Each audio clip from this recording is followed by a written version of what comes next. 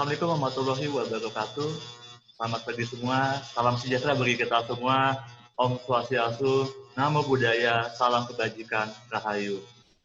Kali ini kita akan mengikuti webinar pelatihan teknik dan etika penulisan dan juga berbicara di media sosial bersama Museum Kebangkitan Nasional dan juga KPBMI, Kelompok Pemerhati Budaya dan Museum Indonesia, dan IPMI, Ikatan Pemandu Museum Indonesia. Jadi kali ini Zoom-nya akan tayang juga di YouTube ya, di YouTube channelnya Museum Kebangkitan Nasional. Dan kali ini kita akan bersama-sama belajar bagaimana cara menggunakan media sosial secara bijak dan benar ya.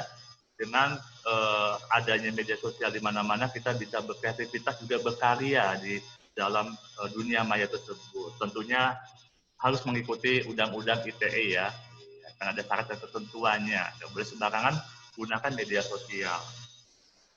Baik, untuk Zoom kali ini pesertanya dari beraneka ragam ya, dari para guru sekolah dasar sampai SMP, SMA, dan juga mahasiswa, dan juga pesertanya dari berbagai macam latar belakang, termasuk juga ada dari beberapa pegawai museum juga yang ikut serta dalam antusias dalam Zoom pada kali ini. Ya, sebelum kita memulai Zoom kali ini, alangkah lebih baiknya kita untuk berdoa terlebih dahulu agar ilmu-ilmu dan wawasan yang akan disampaikan bisa kita gunakan ya di dalam kehidupan kita sehari-hari dan juga bisa bermanfaat. Ya, kita berdoa menurut kepercayaan masing-masing. Berdoa dimulai. Berdoa selesai. Baik. Selanjutnya kita akan menyanyikan lagu Indonesia Raya Satu Stanza. Diharapkan untuk para peserta berdiri semua. Kepada para peserta dimohon untuk berdiri.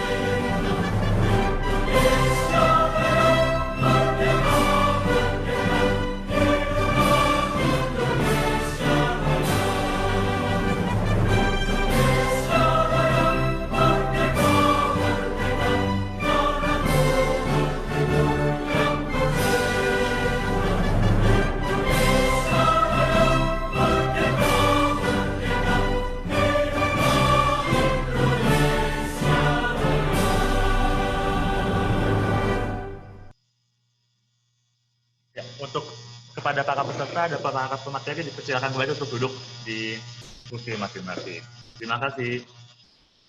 Baik, selanjutnya nampaknya sudah hadir Bapak Kepala Museum Kebangkitan Nasional, Bapak Agus Nugroho.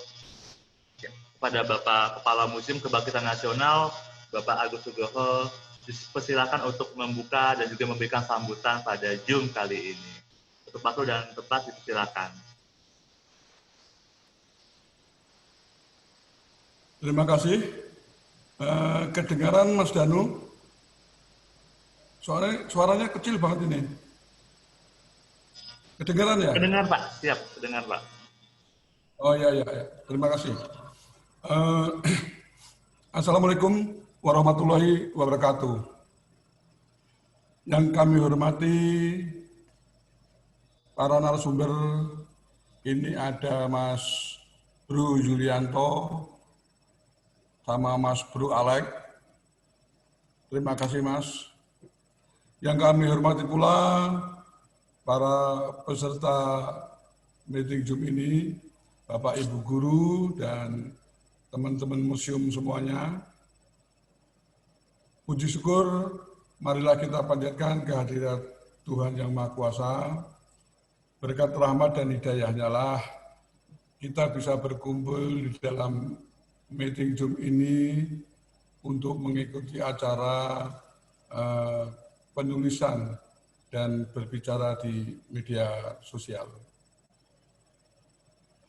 Terima kasih kami ucapkan kepada seluruh peserta yang mana bisa meluangkan waktu untuk bergabung pada acara di pagi hari ini.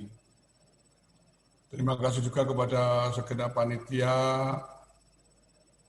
narasumber dan teman-teman semua yang sudah mempersiapkan secara matang. Pada masa ini, pada masa era keterbukaan informasi, memang kita harus hati-hati, terutama dalam penulisan, karena keterbukaan informasi ini bisa kita lakukan lewat HP, kemudian FB, kemudian IG, Instagram, Twitter, ataupun yang lain-lainnya. Kalau kita salah mendudul, nah itu yang bahaya. Salah mendudul huruf itu udah bahaya. Jadi nanti karena walaupun keterbatasan kebebasan informasi dibuka seluas-luasnya, tetapi tetap masih ada payung hukumnya yaitu Undang-Undang IT. Jadi kita dudul sedikit salah, kita nanti tahu-tahu dituntut. Nah, untuk itulah supaya bisa ataupun menulis dengan baik, ini nanti Mas Brujo dan Mas Alek itu akan memandu kita ataupun memberikan wawasan-wawasan dan pencerahan kepada kita semuanya di pagi hari ini, sehingga jika kita bisa memposting sesuatu berita-berita baik itu di media sosial ataupun hanya untuk di grup-grup saja, itu ya mohon berhati-hati. Sekali lagi, karena ada, walaupun ada istilahnya apa itu tadi yang namanya keterbukaan informasi, tetapi juga ada yang namanya tadi keterbatasan IT itu. Jadi takutnya kita sudah bebas benar-benar menulis, tetapi ada payung hukum yang namanya Undang-Undang IT tersebut yang akan membelenggu kita. Monggo, tidak usah berpanjang lebar, maka atas izin peserta semua dan dengan mengucap Bismillahirrahmanirrahim, maka kegiatan seminar dari ini bisa kita mulai. Terima kasih. Wassalamualaikum warahmatullahi wabarakatuh. Waalaikumsalam warahmatullahi wabarakatuh. Baik, terima kasih Bapak Kepala Museum Kebaktian Nasional, Bapak Agus Nugroho yang sudah membuka sebagai juga memberikan sambutan bagi kita semua. Kita langsung saja untuk memulai Zoom webinar pelatihan ide dan etika penulisan dan berbicara di media sosial ini. Seperti tadi sudah disampaikan oleh Pak Kepala, kita harus berhati-hati dalam menggunakan media sosial karena ada Undang-Undang ITE, jadi kita tidak boleh sembarangan ya, tetap boleh berekspresi dan juga berkarya dan berkreativitas menggunakan media sosial atau dunia maya, tapi harus ada syarat ketentuannya yang harus kita patuhi. Tidak boleh sembarangan ya teman-teman semua. Nah, pada kali ini kita sama-sama belajar ya bersikap bijak untuk menggunakan media sosial dengan terus menyebarkan informasi yang positif ya bagi kita semua. Nggak boleh menyebarkan berita-berita yang negatif. Dan nanti akan disampaikan juga oleh para pemateri yang tentunya sudah berkompeten di masing-masing. Kita sama-sama belajar cara bagaimana menyampaikan komunikasi nih, baik langsung maupun tidak langsung nih oleh Pak Julianto dan juga Pak Ahmad Husaini Al-Alek nih. Dan kali ini Zoom-nya ada yang luar biasa spektakuler ya, karena biasanya kita setiap hari Sabtu ada belajar bersama Muskitnas BBM. Nah, kali ini belajar bersama Muskitnasnya pesertanya kelas khusus nih, ada berbagai macam latar belakang dan juga sudah melampaui batas ya, kuotanya sudah hampir 100 lebih peserta audiennya di partisipannya. Jadi kita langsung saja memulai Zoom kali ini. Saya akan memperkenalkan para pemateri. Yang pertama ada Om Ahmad Husaini atau lebih dikenal dengan Om Alek ya, Papi Alek nih, selaku Ketua IPMI Ikatan Pemandu Museum Indonesia dan juga Koordinator Museum Kesejarahan Jakarta. Dan beliau juga salah satu sering mengisi tentang keynote speaker dan juga pelatihan-pelatihan bagaimana kita berbicara di muka umum juga. Nah, selanjutnya pemateri kedua ada Pak Julianto Susantio. Nah, beliau ini selaku Dewan Penasihat KPBMI, Kelompok Pemerhati Budaya Museum Indonesia, dan juga beliau seorang arkeolog senior ya, arkeolog senior dan juga seorang jurnalis senior juga nih. Walaupun sudah merangkang pintar, tapi beliau tetap berbagi ilmu pengetahuannya di berbagai macam sosial media yang bisa diakses kita semua ya tentunya. Nah, kita langsung saja untuk mempersingkat waktu, kita langsung ke pemateri pertama. Sudah ada Om Alek atau Papi Alek yang akan menyampaikan terkait materi berbicara di media sosial. Mungkin langsung saja Om Alek untuk kita mempersingkat waktu saja Om. Silakan Om. Baik, terima kasih Om Danu. Assalamualaikum warahmatullahi wabarakatuh. Selamat pagi, salam sejahtera untuk kita semua yang saya hormati, utama dan terutama Bapak Agus yang ganteng, selaku Kepala Museum Kebangkitan Nasional, dan juga guru besar kita Bapak Julianto atau Om Julianto sebagai arkeolog yang luar biasa dan juga jurnalis ya, senior jurnalis. Dan juga para peserta Bapak Ibu guru ya, guru SLTA, SMK, SMA, negeri maupun swasta atau di luar negeri sana ya. Juga kepada rekan-rekan semuanya dari museum seluruh Indonesia ya. Dari Sabang sampai Merauke. Terima kasih atas kehadirannya pada pagi hari ini ya, telah berkenan hadir di Zoom kali ini dalam rangka webinar tentang kepenulisan dan berbicara. Nah, pada kali ini saya minta mendampingi Om saya, yaitu Om Julianto yang ganteng ya, karena beliau guru besar saya ya, meskipun saya hanya mantan jurnalis ya, karena saya juga pernah belajar juga di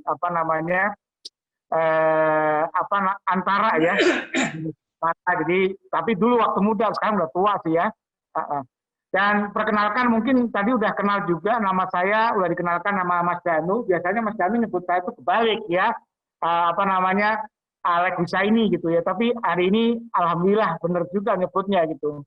Nggak masalah sih, karena kalau siang bisa dipanggil Papi Alek, kalau malam bisa dipanggil Mami Alek ya, bebas-bebas aja ya.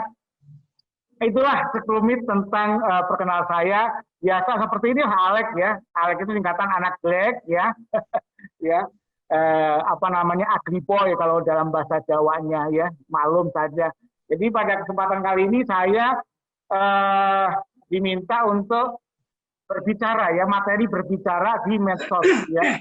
Jadi teknik, etika, trik berbicara di medsos itu seperti apa? Ya memang sih saya kan rempong ya, jadi ya mungkin cocok kali ya menurut Pak Julianto karena sebagai pemandu juga ya, jadi diambilnya bukan ke penulisan ya, tapi ke lebih cocok ke apa namanya berbicara, begitu ya. Nah itu ya udah muncul ya. Jadi berbicara apa namanya teknik dan etika berbicara di medsos itu seperti apa. Coba di next Mas Danu ya. Jadi kita apa namanya tentang pemahaman dalam berbicara. Sebenarnya kan berbicara itu adalah salah satu komunikasi ya. Komunikasi itu kan banyak, bisa dari tulisan, kemudian dari bicara dan lain-lain. Tapi yang kita bahas ya berbicara. Jadi salah satu kebutuhan di dalam hidup kita ini berbicara. Makanya berbicara itu ada etika, kemudian teknik dan lain sebagainya. Kenapa seperti itu? Karena apa namanya perlu sekali gitu ya, apalagi berbicara di publik, didengarkan oleh publik. Nah, kita pada hari ini sama-sama lah gitu ya. Saya juga bukan orang pinter, saya juga orang biasa-biasa aja, jadi kita sharing aja ya. Karena hanya menemani saya kan ya, mendampingi Bapak Guru Besar kita ya, arkeolog UI dan jurnalis senior sekali gitu ya. Jadi artinya mari kita sama-sama sharing nanti di dalam kesempatan sesi tanya jawab kita gunakan dengan baik. Jadi artinya kesimpulannya bahwa berbicara adalah salah satu bentuk ya apresiasi kita, alat komunikasi kita kepada orang banyak. Ya, tanpa bicara ya repot juga gitu ya dengan menggunakan bahasa isyarat dan lain sebagainya. Namun yang terpenting di sini kita berbicara tentang di medsos ya. Jadi ada aturan-aturan tertentu. Baik, next coba Mas Danu. Nah, kemudian sebelum melangkah lebih jauh, kita apa namanya melihat dari jenis ya, jenis penyampaian komunikasi percakapan itu seperti apa ya. Jadi sebelum berbicara kita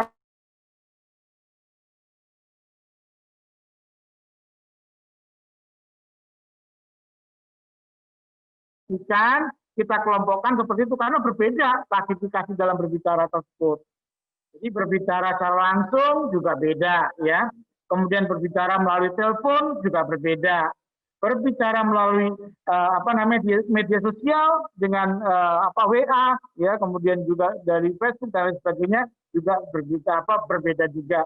Kemudian berbicara dengan satu orang atau lebih itu juga berbeda ya. Karena nanti di sini berbicara itu ada triknya gitu ya. Ada etika ya, kemudian ada juga etikanya juga ya. Jadi kita klasifikasi dulu ya. Bicara itu dari mana, ya dari telepon atau mungkin dari langsung dan lain sebagainya. Itu yang perlu kita perhatikan. Karena tentunya pasti berbeda Bapak Ibu ya. Kenapa kok berbeda? Ya bicara satu lawan satu ya berbeda lah. Kayak misalkan pacaran ya. Sekarang ini kan lagi musim corona, nggak boleh deket-deket ya. Jadi cara berbicara ini cuma mungkin ada clash dikit atau gimana ya. Beda dengan dulu waktu saya muda saya. Bisik-bisik pun jadi, karena bisa langsung pelukan begitu. So what gitu loh ya. Kalau sekarang beda ya, itu berbicara melalui dua orang. Nah, berbicara dengan banyak orang juga berbeda gitu ya. Dari nada suaranya dan lain sebagainya ya. Apalagi di medsos ya. Itu yang akan terdengaran oleh banyak orang begitu. Kayak saya nih sekarang nih didengarkan oleh para peserta dari seluruh Indonesia ya, juga harus hati-hati meskipun saya rempong, misalkan comel juga harus hati-hati, nggak boleh ngomong kotor kan begitu ya.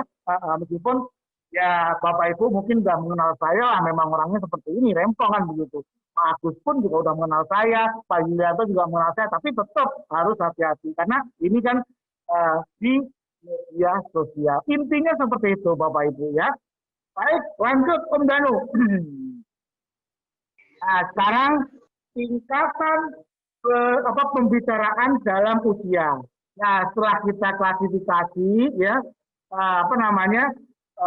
bicara dengan siapa, lewat apa dan lain sebagainya, kita tunjukkan tingkatan berbicara dalam usia. Ya, jadi usianya juga apa dalam berbicara itu kita usia apa kepada siapa kita bicara?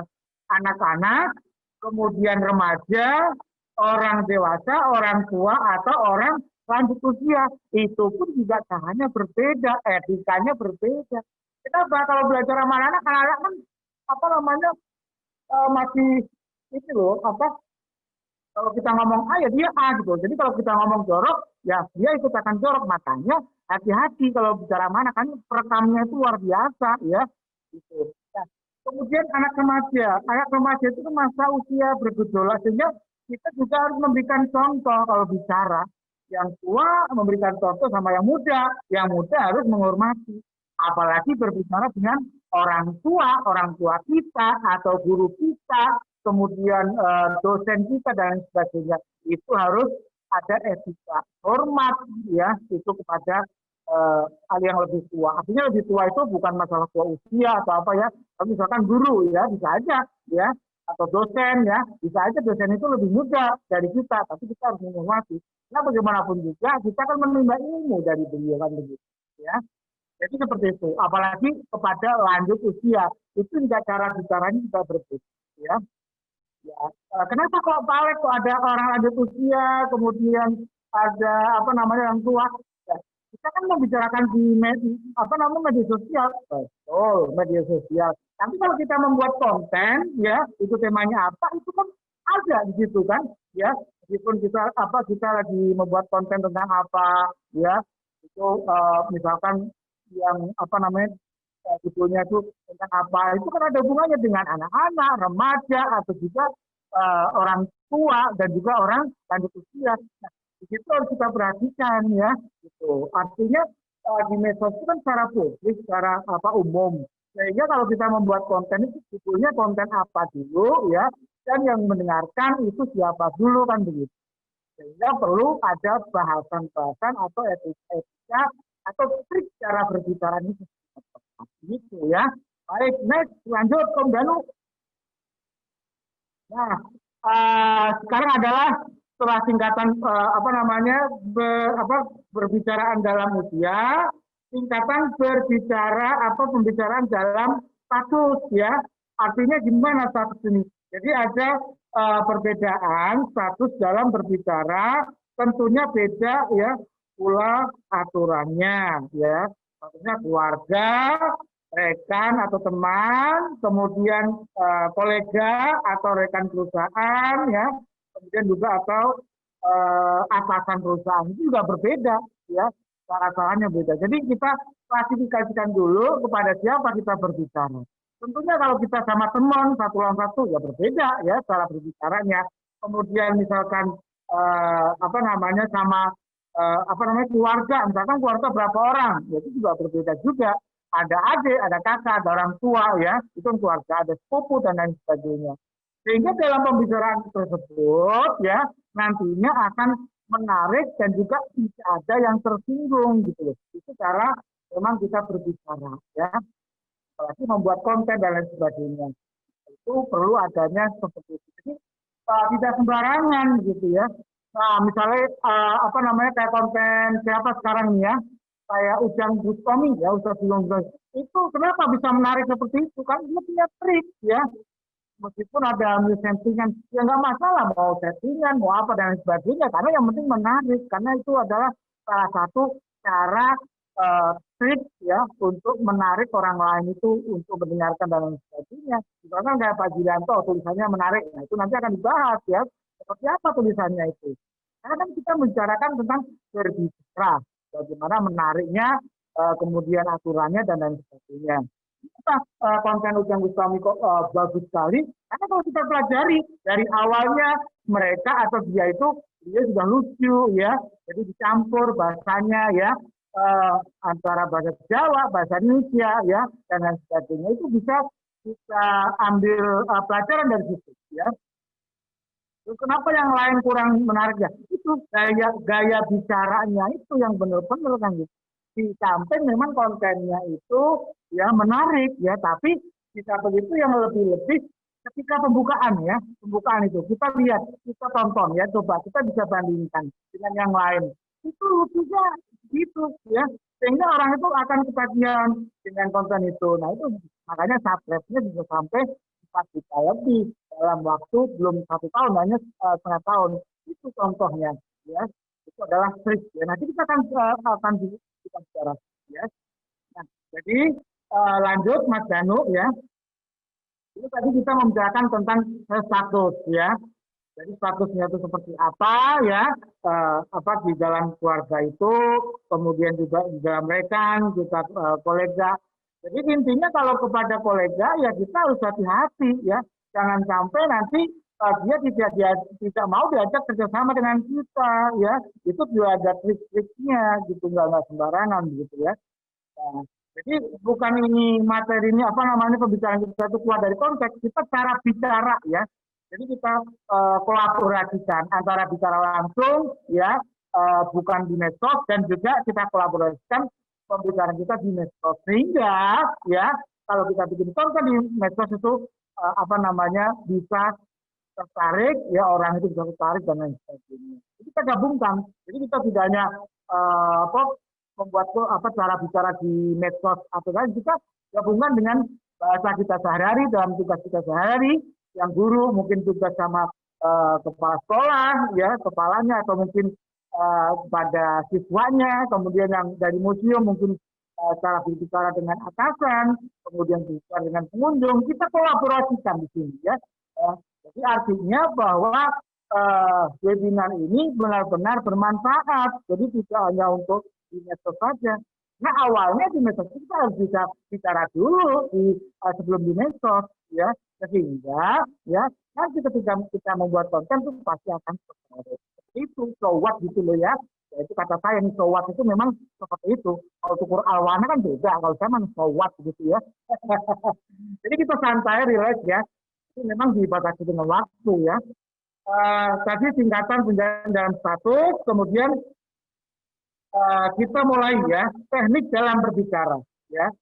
Jadi Bapak Ibu ya, segala sesuatu agar lebih terarah ya dalam bicara ya, tentunya terdapat teknik ya, terutama jika kita berbicara di media sosial yang didengar oleh orang banyak ya, netizen dan dari seluruh Nusantara ya. Biasanya adalah kita pada salam pembuka, kemudian memperkenalkan diri, menjelaskan tujuan bicara apa, kemudian menerangkan pokok pembicaraan kita, ya, memberikan kesimpulan, ya, itu setelah bicara selesai, ya. Misalkan kayak contoh nih, ya, udah Tommy memberikan kesimpulan. Bapak Ibu, pokoknya ada khawatir, tenang baik, ada sakit santet, yang penting kita dapat apa kesimpulan, kita tetap menjalankan ibadah dan itu namanya kesimpulan, mengajak kepada orang lain ya bahwa apa yang kita bicarakan, apa yang kita buat konten itu semoga bermanfaat. Itu seperti itu, namanya kesimpulan atau boleh dikatakan sambil penutupan. Nah, itu ada tekniknya seperti itu ya. Kemudian menyampaikan harapan ya, pokok pembicaraan, salam penutup. Nah, itu adalah teknik dalam berbicara. Jadi ada tekniknya, ya tidak sembarangan gitu ya. Dari pembukaan, misalkan gini-gini ya. Ya sama halnya dengan memandu aja gitu ya. Kalau misalkan memandu di dalam museum kan ada pembukaannya juga, memperkenalkan diri ya. Saya Alek anak jelek, pada kali ini akan memandu Bapak Ibu. Semoga dalam perjalanan touring ini tidak ada masalah dan sebagainya, bla bla bla bla ya. Gitu. Jadi nanti ada lucu-lucu supaya orang itu tidak bosan mendengarkan kita ya. Nah, seperti itu. Tapi yang penting jangan menyinggung perasaan orang lain, kan begitu ya. Di konten pun juga jangan menyinggung perasaan orang lain. Itu yang berani-berani itu ya biarin aja kan gitu, karena mereka punya karakter masing-masing. Tapi paling tidak kita punya adat istiadat, punya tata krama, punya aturan, punya teknik dalam hidup. Seperti itu Bapak Ibu ya. Jadi saya di sini mohon maaf bukan mengajari, tapi kita hanya sharing ya, mengingatkan ya. Jadi seperti itu. Sehingga nantinya bisa bermanfaat untuk kita. Orang aku bukan guru, ya orang bisa ngajari. Yang penting ini kan pada sharing, lah ya. Baik, setelah tadi etika ya, teknik berbicara. Sekarang kita menginjak ke etika dalam berbicara ya, etikanya. Yuk silakan ya etika. Jadi ada teknik, ada etika, ada trik ya. Kalau saya terlalu banyak ngetoplos seperti ini, nanti materi yang kedua guru besar saya nggak kebagian, makanya saya singkat-singkat ya. Kita yang penting pokoknya pokok pembahasan yang terakhir itu bagaimana ada pertanyaan dan sebagainya kita bahas bersama. Ya. Nah sekarang Bapak Ibu ya kita menginjak ke etika dalam berbicara.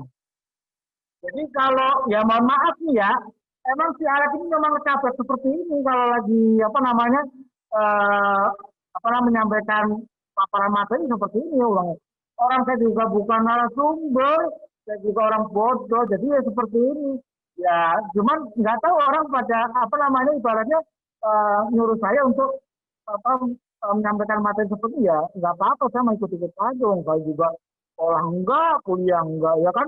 Ya seperti inilah saya kan Alex memang aslinya seperti ini ya. Nah kemudian kita etika dalam berbicara ya. Selain terdapat teknik dalam berbicara, terdapat pula yaitu etika dalam berbicara. Tujuannya adalah agar orang lain tidak tersinggung dan dapat memahami konteks ya pembicaraan kita. Apalagi kita berbicara dalam media sosial yang sudah tentu terdapat pula kritikan ataupun saran yang dapat kita tampung ya. Tentunya kita harus memperhatikan etika dalam berbicara. Itu artinya kenapa kita harus etika, karena memang pembicaraan kita di publik itu pastinya tentunya itu banyak orang yang kritik. Bener aja dikritik, apalagi salah. Ya seperti itulah, namanya juga karakter, manusia banyak ya. Ada yang kritik ini lah, kritik itu ya. Pasti, orang saya juga berbicara gini juga pasti ada yang bilang, ya Alex mah bisa ngerempong doang gitu, itu mau materinya mah gak berbobot. Ada juga yang seperti itu ya.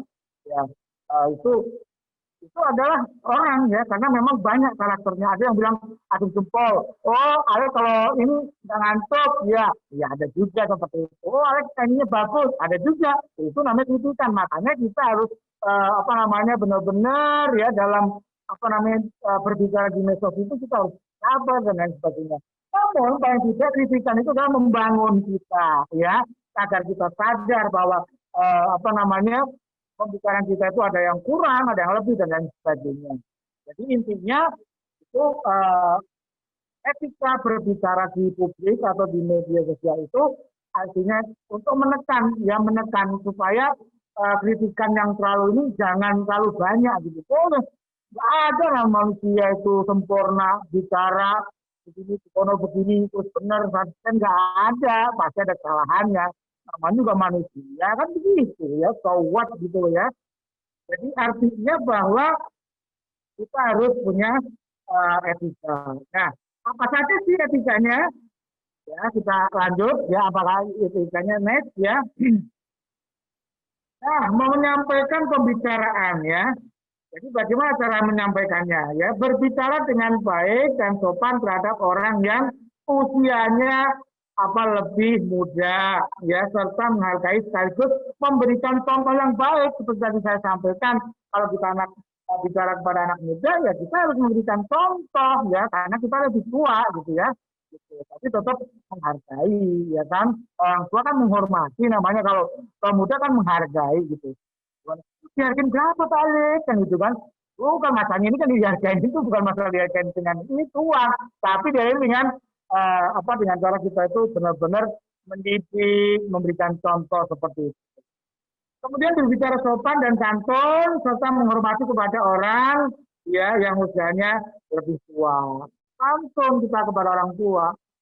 Saya aja kalau pulang kampung dulu waktu bapak saya masih hidup, ibu saya masih hidup, sungkem ya kalau pulang kampung. Bagaimanapun kotornya, lihatnya orang tua, ya masih orang tua kita yang melahirkan kita sungkem, ya kan seperti itu. Itu adat sopan santun ya. Baik, kemudian berbicara sesuai kebutuhan dan waktu. Artinya kita kalau berbicara di publik itu kita harus ingat ya waktunya, jangan sampai bolehlah lebih dikit, misalkan dikasih waktu 1 jam ya Alex bicara ya untuk memengeluarkan materi, nggak taunya lebih dari 1 jam sampai 1 jam 30 menit, nah itu salah ya. Kalau udah dibilang batas 1 jam ya 1 jam bolehlah lebih 5 menit ya, makanya kita harus bisa memilih gitu ya. Kalau kita buat konten atau kita berbicara di publik atau berbicara di media sosial, kita harus bisa memilih waktu. Kira-kira jam berapa ya? Makanya nyengat gitu kan. Ya nanti kan bisa berundur itu yang pemateri di belakangnya. Ini teteh Alex bener-bener mentang rempong, kagak mau ngalah, waktunya dihabisin sama dia. Terus kapan saya dong? Nah, itu apa pemateri yang berikutnya. Makanya benar-benar kita lihat waktu ya, bicara itu dikasih data berapa jam gitu ya. Jadi sesuai dengan kebutuhan ya. Jangan terlalu banyak ngalor ngidul kan gitu. Jangan terlalu banyak improv gitu ya. Dan juga jangan keluar dari PPT misalkan atau konteksnya apa kan gitu ya dalam hari ini ya. Kalau konteksnya kemanduan ya kemanduan, konteksnya bicara ya berbicara kan begitu ya. Nah, kemudian berbicara dengan mempertimbangkan situasi dan kondisi seseorang ya atau publik. Nah, yang dimaksud di sini pertimbangan itu ya kita harus bisa mempertimbangkan kepada siapa, misalkan kepada guru-guru ya kita pertimbangkan kepada teman-teman pemandu atau dari muslim ya kita pertimbangkan. Berbeda dong dengan berbicara ketika pesertanya itu anak SMA misalkan anak SMK itu berbeda. Sekarang kan lebih pesertanya kan lebih usianya lebih tua ya, lebih pintar ya, bahkan ada yang dokter pun ada yang ikut ya sekarang ini kan, tapi secara biasa namanya kan saya tahu kan begitu ya. Nggak apa-apa, kita jangan ini karena saya kan dari awal memang kita bilang kita bareng-bareng. Yuk kita bareng-bareng. Kita bukan ngajarin gitu ya. Malah kalau saya ngajarin Bapak Ibu di sini mah ya, orang sekolah ya kan, orang bisa ngobrol aja kan gitu ya. Nah, kemudian berbicara dengan sesuai kebutuhan, waktu, juga dengan mempertimbangkan. Nah ini situasinya seperti apa gitu ya. Kalau situasi bicara di seperti ini ya benar-benar seperti ini jam itu kita memang beda dengan langsung secara luring. Kalau daring itu waktunya memang benar-benar disingkat kan gitu ya. Kemudian apabila dirasa salah berbicara harus minta maaf ya. Mohon maaf ya Bapak Ibu.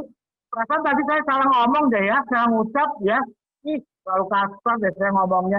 Itu nggak apa-apa ya. Gitu. Kemudian berbicara tidak menyinggung perasaan orang lain ya. Meskipun saya itu rempong, meskipun saya itu tomel dan sebagainya, ya kadang-kadang sih nyinggung juga sih. Tapi sebelum mereka itu sadar, wah gue disinggung ini. Tapi ya harus minta maaf dulu. Maaf ya, itu kan tadi hanya bercanda, mohon maaf ya kan gitu. Ibaratnya secara langsung ya. Sehingga ibarat makanan belum betul, kita udah minta maaf dulu. Ya itu ya, itu distrik nantinya ya, bicara bagaimana itu distrik ya. Karena kita membicarakan tentang baru etika dan bicara ya. Jadi pembicaraan tidak menyinggung perasaan orang lain. Baik, next Mas Danu. Yo, next ya. Nah, sekarang trik dalam berbicara. Ini triknya gimana kan gitu ya. Jadi Bapak Ibu, para peserta yang saya hormati, yang ganteng-ganteng, yang cantik-cantik, trik berbicara ini biasanya tidak bisa dipelajari secara teori saja. Tapi paling tidak minimal kita sudah harus praktek berbicara di lapangan. Ya, praktek berbicara kepada keluarga, praktek berbicara membuat konten dan lain sebagainya. Nggak bisa diam aja, karena akan terakhir. Ya, trik itu akan terakhir. Oh, membuat orang senyum ternyata harus ada perkataan seperti ini. Harus menyanjung seperti ini. Kira-kira orang ini bisa nggak disanjung? Ini kira-kira si A ini bisa nggak kira-kira? Nah, itu perlu diraba ya. Perabaan, kemudian praktek, baru akan muncul ide, akan muncul trik ya. Saya bekerja di museum sudah 30 tahun untuk pemandu ya. Nah, memang belum profesional ya. Belum profesional pemandu, masih ingin belajar menyerap ilmu, menggali lagi. Karena trik itu banyak ya. Ya mungkin ada sih, ya trik-trik seperti ini dan lain sebagainya, karena memang udah lama ya kan. Tapi tetap harus belajar terus. Kenapa? Karena harus dikembangkan. Trik itu juga trik itu akan terakhir sesuai dengan perkembangan zaman. Ya zaman milenial, kita harus ikut gitu ya. Karena beda-beda orangnya gitu ya. Yang milenial pasti bercandanya beda-beda ya. Nah, itu nanti Pak Pak Zul itu yang jagonya itu ya. Kalau nulis itu ini ya, seperti ini ya, itu belajar. Kalau sama Pak Zul baru belajar, kalau sama-sama ya biasa aja kita sharing kan gitu ya. Jadi seperti itu. Jadi trik itu tidak bisa hanya dipelajari dengan teori, tapi paling tidak ada dasar-dasarnya. Itu pertama, yuk next mengetahui ya. Nah ini ya, paling tidak minimal kita harus mengetahui siapa lawan yang akan diajak bicara, mengetahui tingkatan atau bahasan yang akan dibicarakan. Kemudian juga mengetahui status orang atau publik yang akan kita ajak bicara, mengetahui tingkatan usia seseorang, ya. Kemudian mengetahui jenis percakapan melalui apa. Nah itu yang paling terpenting, ya. Jadi tidak bisa dipelajari secara teori, tapi paling tidak ini loh patokannya gitu loh. Patokannya seperti ini Bapak Ibu ya. Itu kalau percaya nggak apa-apa sih. Ini kan karangan saya kan begitu ya. Paling tidak seperti ini ya. Terus ya Bapak Ibu ya, kuat gitu loh ya. Ya jangan ngantuk Bapak Ibu ya. Ya, jadi seperti itu. Jadi patokannya itu. Kita mengetahui siapa lawan bicara, mengetahui tingkatan atau bahasan apa yang akan dibahas, mengetahui status seseorang itu sebagai karyawan, sebagai petani, sebagai buruh, sebagai anak kecil dan sebagainya. Bla bla bla, banyak banget kalau dia cukup kali ya. Jadi mengetahui tingkatan usianya ya, kemudian mengetahui jenis percakapannya. Melalui apa? Langsung nggak beda, tadi udah saya sampaikan. Kalau telepon langsung bisa, kan udah bilang. Tadi kalau pacaran zaman now itu kan susah, karena kan lagi COVID, ya kan. Jadi nggak bisa pelukan dan sebagainya, ya. Nah, baik, lanjut. Nah, setelah mengetahui baru memahami Bapak Ibu, ya. Pahami ini ya. Ya, dipahami, ya. Jadi, memang susah sih ya. Kalau yang nggak biasa bicara di publik dan lain sebagainya, agak grogi dan sebagainya. Tapi kalau udah biasa nggak apa-apa sih, biasa-biasa aja. Saya misalkan, ya memang saya itu orang begini, namanya ini Cicemplung ya kan. Bapak Ibu udah pasti tahu lah di grup lah kan ya, siapa wongnya ya kan, wongnya ya kan begitu ya. Jadi nggak tahu malu. Ya. Baik lanjut. Jadi setelah mengetahui kemudian memahami ya. Memahami teknik berbicara, ya. Tadi kan sudah kita pelajari. Memahami etika berbicara, memahami kesimpulannya, ya bicara yang dilakukan, memahami situasi dan kondisi seorang atau publik lagi apa nih, ya situasi kondisinya, lagi rame apa yang dibicarakan, ya. Kalau kita berbicara tidak menyesuaikan zaman, ya orang nggak mau tertarik. Oh, bodoh amat ya. Lama saya amat kan begitu ya. Jadi kan artinya kita tuh berbicara harus menyesuaikan zaman gitu ya Bapak Ibu ya. Gitu. Zaman begini ya kita mengikuti begini ya kan. Yang jelek jangan diambil kan. Bagus-bagus saja. Itu memang memahami ya. Jadi, memahami tren dan kebutuhan publik. Apa sih yang sekarang ini kebutuhan publik itu biasanya lagi dibeli apa nih kan itu. Ya, kita ikutin ya kan, itu trik ya, agar konten kita, pembicaraan kita tuh bisa menarik orang yang menonton begitu. Ya, kalau kakak tertarik, ya langsung nonton kepritin ya, kayak gue ya. Baik, setelah memahami, kemudian kesimpulan dalam berbicara. Tadi udah saya, kenapa kok ini ada di bolak-balik lagi, Pak ada kesimpulan lagi? Ya begini memang caranya, ya. Caranya seperti ini ya. Jadi kesimpulan dalam berbicara. Pembahasan atau kesimpulan akan dijelaskan atau disampaikan pada akhir pembicaraan. Poin-poin yang disampaikan adalah sebagai berikut. Bicara jelas dan singkat ya. Nah, ini. Kenapa Pak Alex untuk harus bicara jelas dan singkat? Ya, emang Pak Alex bicaranya kan ngalor ngidul juga. Ngerempong sono kemari, ya kan? Ya nggak masalah, ya. Kenapa? Tapi tetap pada kontennya nggak keluar, ya. Itu kan ngalor ngidul itu kan supaya Bapak Ibu nggak ngantuk. Itu kan trik saya dalam berbicara. Bebas kali ya, so what gitu ya. Ya seperti itu, ya. Kemudian menyampaikan harapan, ya. Jadi apa yang kita telah sampaikan, apa yang kita telah buat konten itu harapannya apa gitu ya, supaya bermanfaat seperti itu. Jadi harapannya apa? Baiklah Bapak Ibu, ya semoga dengan acara ini buat apa konten dari saya ini bisa bermanfaat buat kita semua, ya kan gitu ya. Jangan takut ya, tetap selawat dan sebagainya. Begitu kan? Itu namanya kesimpulan. Ya, jelas ya Bapak Ibu ya.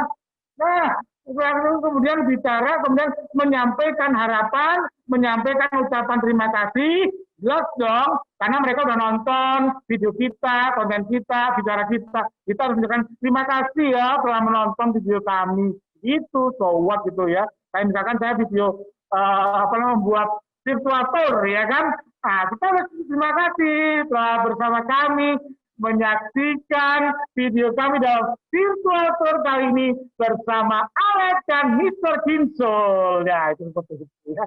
Itu contoh aja Bapak Ibu ya, jangan tersinggung ya. Jadi kemudian mengucapkan penutup Assalamualaikum ya, atau yang lain ya, tergantung apa namanya kita itu kepada siapa kita berbicara begitu. Nah, ini udah selesai ya Mas Danu, coba next lagi Om. Ya Om Danu, ya udah selesai tuh, terima kasih ya kan. Baiklah Bapak Ibu, karena waktu sudah jam 11 ya, kurang sedikit ya. Saya takut dengan guru besar saya, Bapak Julianto, dan juga Bapak Kepala Museum yang saya hormati, Bapak Agus yang ganteng ya. Jadi itulah obrolan saya ya. Semoga bisa dimengerti, dipahami, dan kita sharing bersama nanti ya dalam di akhir cerita. Terima kasih Mas Danu. Wabillahi taufiq wal hidayah. Wassalamualaikum warahmatullahi wabarakatuh. Sampai jumpa di sesi tanya jawab. Terima kasih.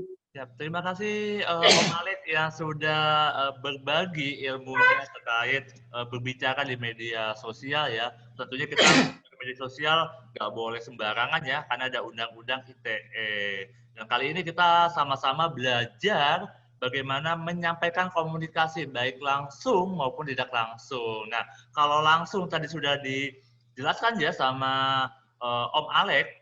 Jadi kita ngomong langsung, berbicara langsung di publik, di depan umum, tentunya dengan ada etika, ada beberapa yang harus kita taati ya, harus kita ingat. Jadi nggak boleh juga sembarangan penceplosan ataupun ngomong asal. Jadi kita harus ada etika dan juga menjaga logat kita, mimik kita. Jadi hari ini kita belajar bersama-sama menyampaikan komunikasi ya, menyampaikan komunikasi baik langsung maupun tidak langsung. Nah, bagi teman-teman semua para peserta yang mau bertanya ditahan dulu ya, nanti kita simpan pertanyaannya di sesi terakhir ya. Setelah kedua pemateri menyampaikan materinya, jadi ada sesi pertanyaan. Bisa langsung ditulis di kolom chat atau bisa menggunakan fitur raise hand, angkat tangannya, tapi nanti di sesi pertanyaan. Baik. Kalau tadi kita belajar komunikasi langsung ya, dengan berbicara di depan umum, kali ini yang kedua ada Pak Julianto nih, seorang jurnalis senior nih, dan juga merangkap seorang arkeolog yang akan menyampaikan hal ilmunya terkait kepenulisan di media sosial. Baik, langsung saja Pak Julianto untuk mempersingkat waktu. Silakan Pak Ju. Ya, terima kasih Mas Danu. Selamat siang teman-teman sekalian. Ini sebelumnya mohon maaf nih. Ini internet saya kurang stabil ya. Kadang-kadang mati sendiri tadi ya. Jadi kalau tadi Pak Alex namanya pemandu banyak berbicara, sedikit menulis ya. Kalau saya ini penulis, banyak menulis, sedikit berbicara ya. Jadi saya hanya ingin mengungkapkan pengalaman saja ya, pengalaman menulis di media cetak dan pengalaman menulis di media daring ya. Sebagaimana Bapak Ibu dan Sobat Timbar ketahui bahwa sekarang media cetak ini sudah mengalami penurunan ya, sudah jarang dibaca ya, terutama oleh generasi milenial ya.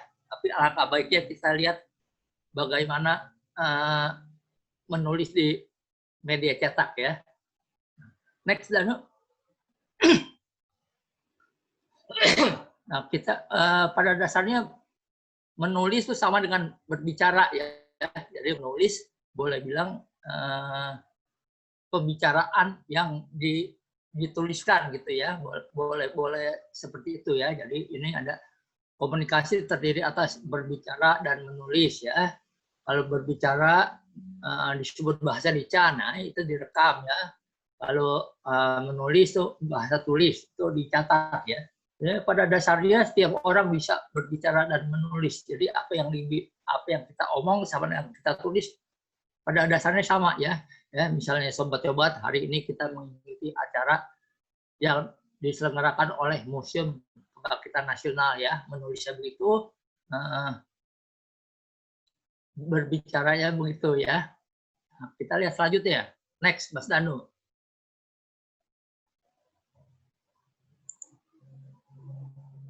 Ya, itu sekarang khusus menulis ya. Menulis itu ada yang disebut populer, ada yang disebut non-fiksi ya. Nah, jadi ada tulisan ilmiah, ada tulisan populer ya. Kalau tulisan ilmiah penuh istilah teknis ya, itu hanya untuk segolongan tertentu ya. Misalnya dokter ya, itu kan banyak istilah kedokteran, istilah teknis.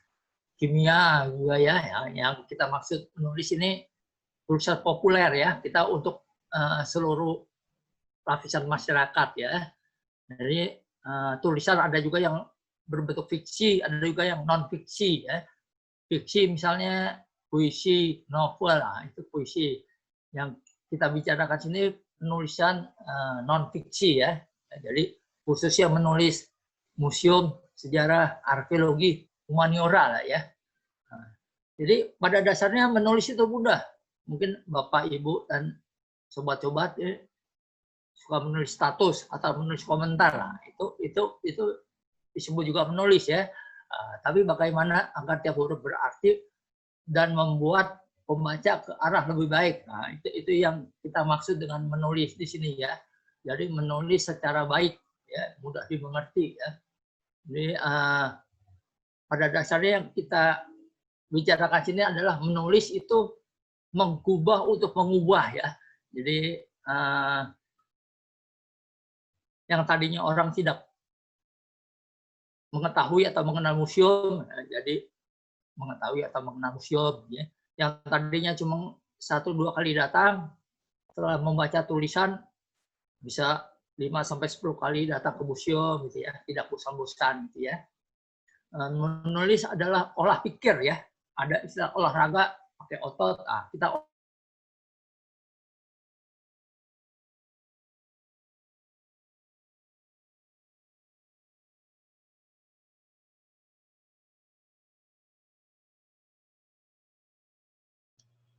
Ya, nampaknya ada gangguan ya di koneksi Pak Julianto. Jadi kita menunggu Pak Julianto masuk kembali ya. Mohon maaf untuk teman-teman semua, para peserta. Jadi ada masalah di koneksi di Pak Julianto dan terputus. Kita menunggu untuk Pak Jo masuk kembali ya untuk teman-teman semua. Jadi kali ini kita bersama-sama belajar menyampaikan komunikasi dan juga informasi baik langsung maupun tidak langsung. Nah, kalau langsung tadi sudah dijelaskan oleh Om Alek ya, dengan gaya kita dan juga dengan kelebihan kita, tapi tetap menyebarkan informasi komunikasi kita dengan hal yang positif ya, tidak boleh menyebarkan berita-berita kebohongan ataupun hoax. Karena udah ada undang-undang ITE-nya. Dan kita salah dikit membuat konten ya, salah dikit membuat konten, ujung-ujungnya nanti kena pasal. Jadi kita harus berhati-hati dalam menggunakan media sosial ataupun berbicara di muka umum. Jadi kita harus berhati-hati ya untuk teman-teman semua dalam membuat konten ataupun dalam berbicara di muka umum, di publik khususnya. Ya, kita masih menunggu untuk... Ya udah siap, Dan. Baik, terima kasih Pak Jo. Sudah masuk kembali. Silakan Pak Jo untuk melanjutkan presentasinya. Ya, jadi menulis itu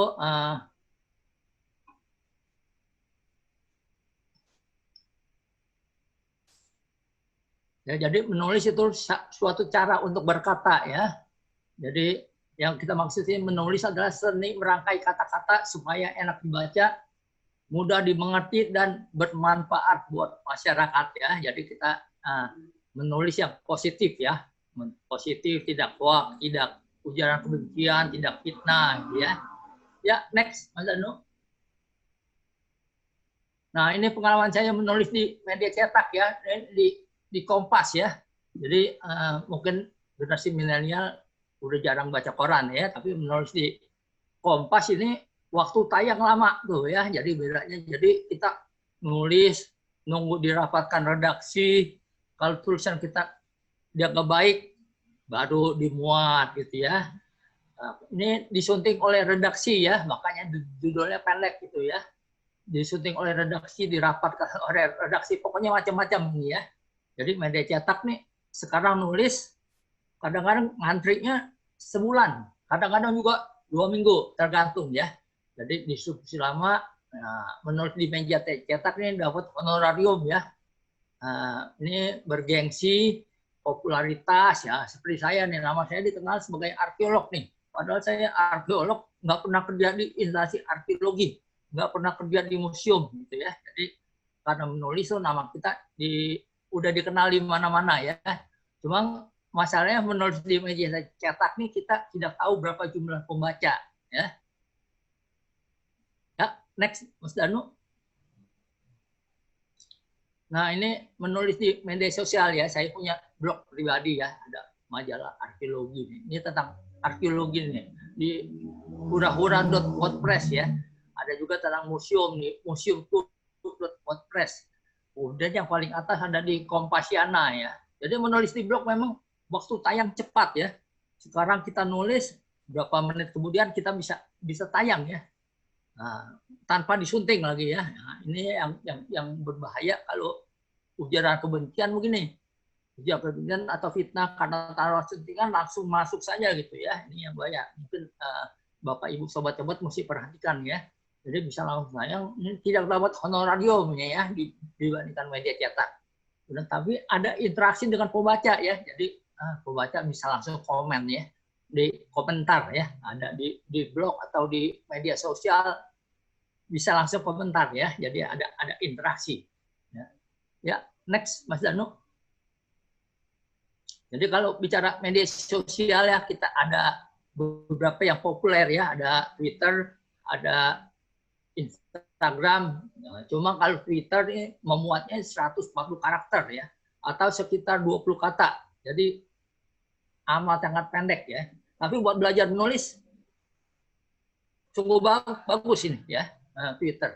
Kemudian kalau kita mau menulis lebih panjang bisa di Instagram ya, itu 2.200 karakter atau sekitar 314 kata ya, kita satu halaman folio gitu ya. Mau menulis lebih panjang lagi kita bisa di Facebook, Facebook atau di blog nih ya, itu bisa panjang sekali ya. Menulis cerpen aja bisa di situ ya. Jadi ini tergantung Bapak, Ibu, dan sobat-sobat sekalian ya. Ya, next. Nah, kalau kita melihat menulis itu dikenal dua bahasa ya, bahasa formal dan bahasa non formal ya. Bahasa formal disebut juga bahasa baku, bahasa resmi atau bahasa serius. Ini bahasa generasi kolonial nih ya. Jadi orang-orang tua yang umumnya menulis dengan bahasa formal ya. Jadi bahasa formal itu sesuai PUEBI, Pedoman Umum Ejaan Bahasa Indonesia ya. Nah, bahasa formal ini kebanyakan terdapat di koran atau majalah ya, karena disunting, karena untuk berlaku secara umum gitu ya. Koran, majalah, kemudian surat resmi ya yang dikeluarkan oleh presiden, oleh menteri, oleh pejabat-pejabat publik ya, itu menggunakan bahasa formal ya. Ada juga penyiar berita ya, kalau kita lihat di televisi itu penyiar berita selalu menggunakan bahasa formal ya, meskipun ada 1-2 lah, ya. Ada beberapa yang bahasa non formal ya, dibiarin ya. Pokoknya pakai ini itu dialek Betawi ya. Ini saya bercontoh bahasa formal dari 230.000 kasus baru pada minggu. Kenapa ditulis pada minggu bukan pada hari Minggu? Ya karena bahasa formal aturannya gini, pada minggu, ya, pada Januari, pada Februari, ya, jadi bukan pada bulan Januari, pada bulan Februari, karena Februari, Januari sudah menunjukkan bulan, ya. Jadi ini memang aturan dari QEB ini. 80% berasal dari 20 negara. 20 negara yang 2 angka ditulis dengan angka boleh, ya. Kalau misalnya 8 itu harus ditulis 8, ya. Serta 50% dari 2 negara. Nah, ini ya yang di bawah 9 ditulis dengan huruf, ya. 1, 2, 3, ya. Bayangkan kalau 1850 ditulis dengan angka kan dengan huruf itu terlalu panjang, ya. Jadi aturannya yang 1 angka ditulis dengan huruf, ya, yaitu Amerika Serikat dan Brasil. Ya, next, Banda. Next.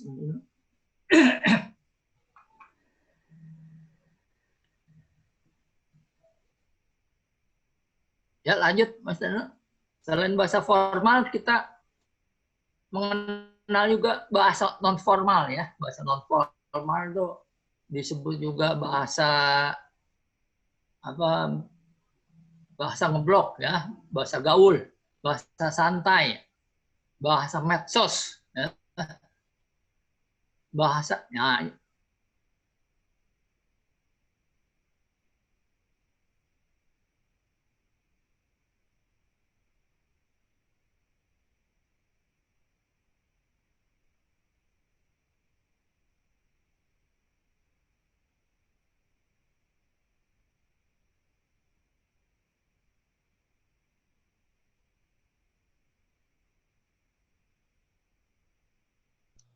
Ya, nampaknya kita terputus kembali ya.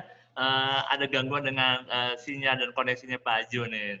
Tapi walaupun ada kendala ya di Zoom pada kali ini, tapi kita tetap semangat ya untuk menimba ilmu, mencari ilmu terkait informasi dan komunikasi, menyampaikannya di sosial media juga di khayalak umum.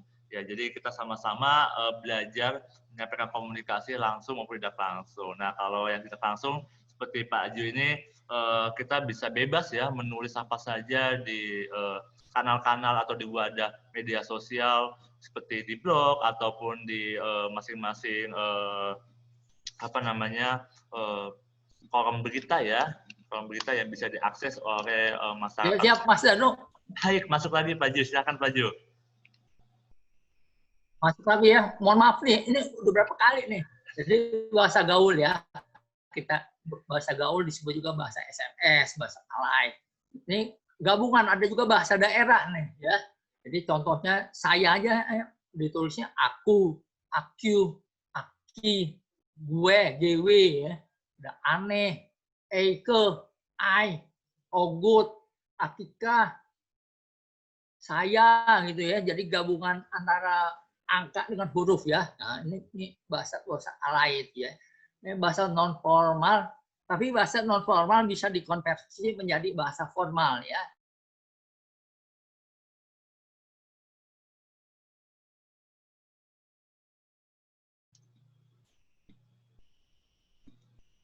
Ya. Halo Pak Jo. Ya, nampaknya ada gangguan lagi ya, Pak Julianto. Di jaringannya Pak Julianto. Ya, mohon maaf ya untuk teman-teman semua. Kita ya sudah masuk lagi Dan. Siap, ya. Sudah masuk lagi. Ya, silakan aja Pak. Aduh, baru pertama kali ngalamin ini nih. Internet tidak stabil. Jadi soal bahasa formal ya, kalau sobat-sobat Bapak Ibu menulis dengan bahasa formal itu bisa dikonversi ke bahasa formal ya. Misalnya, hai guys, bahasa non formal kan itu. Hai guys, jadi bisa dikonversi ke halo sobat-sobat gitu ya. Ya, next Mas Danu. Ya, lanjut Mas Danu. Ini mohon maaf nih ya. Jadi karena stabilnya jadi trauma juga nih, mesti cepat-cepat. Jadi tujuan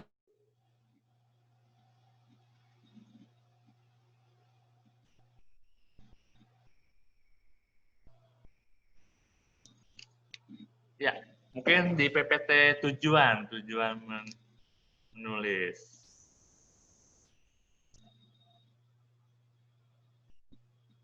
Ya, jadi kita kali ini belajar ya menulis non ilmiah, karena penulisan itu terbagi dua ya, ada yang ilmiah dan juga non ilmiah. Jadi para peserta ada yang dari mahasiswa, ada yang dari guru berbagai macam tingkat jenjang sekolah. Kita sama-sama bisa apa ya, meningkatkan kembali budaya literasi kita ya, karena budaya literasi kita di Indonesia khususnya ya sudah masuk lagi, Mas Anu. Makin menurun ya. Iya, Pak Ju, silakan Pak Ju. Iya. Sudah masuk lagi, Mas Anu. Siap, Pak Ju, silakan Pak Ju. Ini mohon maaf baru pertama kali nih, sudah berapa kali nah. Siap. Jadi menulis tuh ada kaidahnya ya, 5W 1H. Jadi what, who, where, when, why, how ya. Jadi menulis itu ada harus SPOK ya. Jadi ada subjek, ada predikat, ada objek, ada keterangan ya. Kemudian yang perlu diperhatikan juga ada ekonomis kata ya. Misal agar supaya, nah, itu cukup agar atau supaya gitu ya, nggak usah ditulis dua-duanya. Adalah merupakan, jadi cukup satu ya, karena adalah juga merupakan ya. Disebabkan karena, nah, itu cukup disebabkan atau karena gitu ya. Kemudian untuk menulis berpedoman pada PUEBI dan BI Besar Bahasa Indonesia ya. Di situ banyak kosakata ya. Jadi untuk menulis berikutnya kalimat jangan terlalu panjang ya. Jangan bertele-tele dan penuh istilah teknis ya, karena kita sini publikasi populer ya. Jadi usahakan kalimatnya jangan penuh istilah teknis ya. Kemudian bisa dalam bentuk berbicara yang dituliskan ya. Mungkin kalau Bapak Ibu sobat-sobat sudah pandai berbicara, ini bisa dituliskan ya. Nanti tapi menulis enaknya bisa disunting berkali-kali itu ya, kalau kita buat bisa ditambah atau bisa dikurang gitu ya. Jadi paragraf pertama nih harus menarik ya. Menulis apa yang bisa atau diketahui terlebih dulu gitu ya. Mungkin Bapak Ibu foto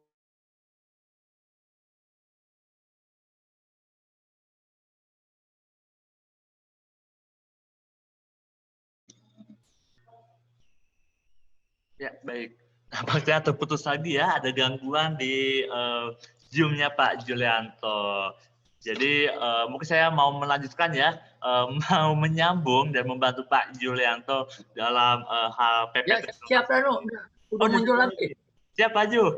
Ini saya backup ya Pak Ju ya. Aduh. Siap Pak Ju. Mohon izin saya backup juga nanti ya Pak Ju ya, kalau misalnya terputus kembali. Ya, siap. Silakan Om, Pak Ju. Jadi, ya, menulis yang bisa terlebih dahulu ya. Jadi yang gampang dulu ya buat teman-teman. Mulailah dari yang paling mudah seperti reportase ya. Kalau Bapak Ibu sobat-sobat menulis kegiatan ini lebih gampang karena cuma istilahnya mindahin omongan orang ya.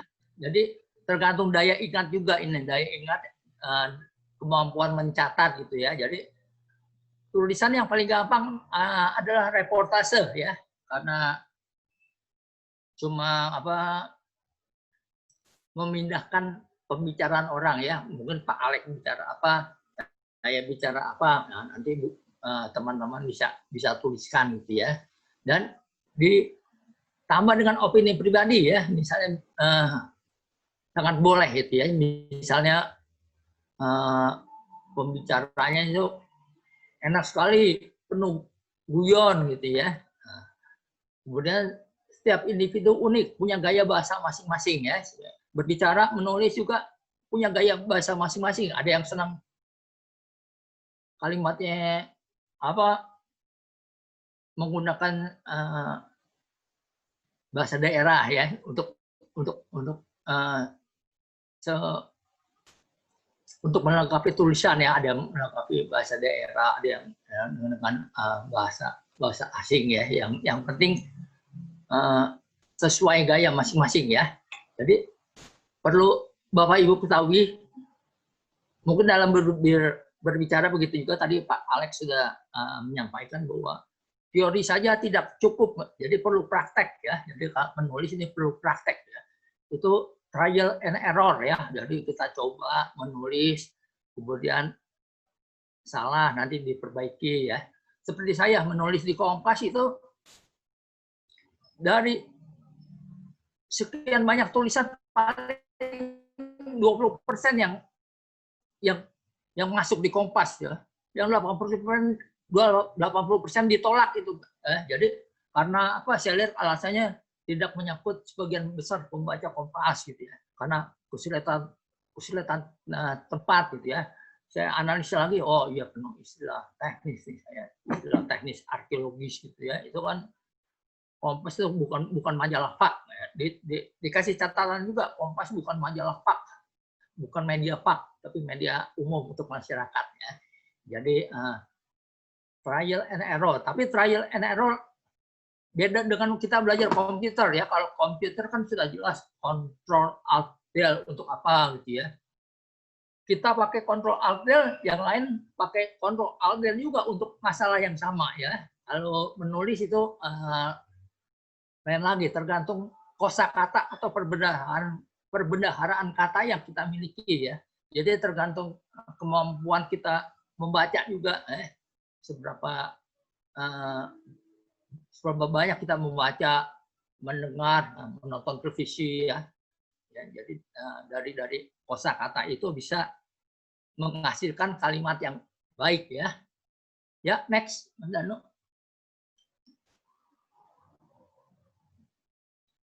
Nah, untuk memikat pembaca nih, tulisan harus menarik ya. Dari judulnya, dari lead-nya artinya kalimat pembuka ya. Kemudian gaya penulisan harus ringan ya, jangan berat. Oke, ringan tuh jangan penuh istilah teknis gitu ya. Kalimatnya jangan terlalu panjang ya, jangan 4 baris belum ada titik koma itu. Jadi pemakaian tanda baca mesti diperhatikan juga ya. Kemudian tulisan tampilkan hal-hal yang unik atau dramatis ya. Misalnya saya ambil contoh di museum gitu ya, di Museum Sejarah Jakarta dulu pernah digunakan di halamannya ya, pernah digunakan sebagai tiang gantungan tuh. Jadi untuk menghukum penjahat kriminal gitu ya, yang perbuatan pidana itu di halaman Museum Sejarah Jakarta. Nah, itu mungkin nanti kalau mau ditulis bisa Bapak Ibu sekalian ya, sobat-sobat. Kemudian di Museum Kebangkitan Nasional ya, itu ada koleksi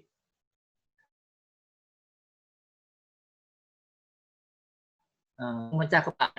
Mungkin sobat bisa menghubungi Mas Danu, minta diceritakan tuh alat pemecah kepala itu kan menyeramkan, mengerikan gitu ya. Kemudian ada juga yang dianggap sepi, menyeramkan, bagaimana suasana zaman dulu ya. Jadi itu yang perlu kita perhatikan ya. Kemudian judul menarik ya, permudah tulisan dengan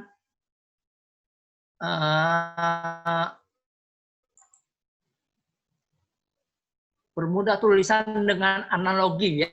Misalnya bangunan itu setinggi 100 meter. Orang agak bingung ya, 100 meter setinggi ya. Jadi bangunan itu hampir setinggi Tugu Monas kita kenal ya. Jadi bisa dianalogikan.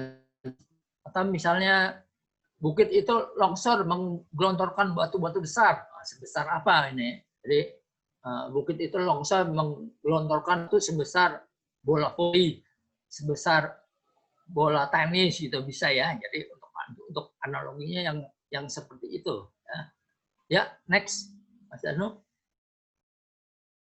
Nah, ketika menulis nih sopan santun berbahasa ya. sopan santun berbahasa maksudnya jangan ujaran kebencian, jangan fitnah, jangan yang mengundang pertentangan ya, bukan pertentangan pertentangan fisik yang kontroversi gitu ya maksudnya ya. Jadi yang positif, jangan hoax gitu ya, yang penting sesuai fakta dan data gitu ya. Yang penting itu sesuai fakta dan data, karena tujuan kita menulis menyampaikan informasi dan menyampaikan pesan ya.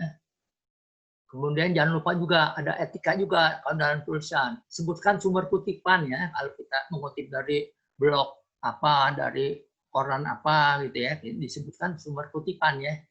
Usahakan kutipannya dari sumber pertama ya, karena saya lihat banyak blog nih tanpa kutipan ya, tanpa menyebutkan sumber dari mana gitu ya. Kemudian dalam menulis tuh sebaiknya lengkapi dengan foto ya. Sekarang kan setiap orang bisa foto ya. Kalau dulu waktu saya pernah jadi jurnalis tuh yang bisa foto sedikit karena harus mengatur asa, disebutkan film, diafragmanya berapa. Kalau sekarang kan asal jepret aja ya, autofocus ya. Kemudian tulisan positif dan tidak hoax. Nah, ini yang penting ya. Jadi positif maksudnya juga judul sesuai dengan isi tulisan ya. Saya lihat banyak judulnya fantastis, bombastis, tidak sesuai dengan isi tulisan karena mereka mengejar klik ya, mengejar page view itu ya, mengejar monetisasi ya. Jadi di tulisan di YouTube begitu juga. Tulisan bombastis tapi tidak sesuai dengan isi ya. Jadi yang harus dihindari yang seperti ini ya, menulis positif dan tidak hoax gitu ya. Menulis humaniora memang seperti sejarah, museum, arkeologi, budaya itu agak sulit menghasilkan pembaca yang banyak ya. Beda dengan tulisan-tulisan politik ya. Kalau saya lihat tulisan politik ya, tadi pagi saya lihat soal Habib Rizik ya, baru 1-2 jam sudah 2.000.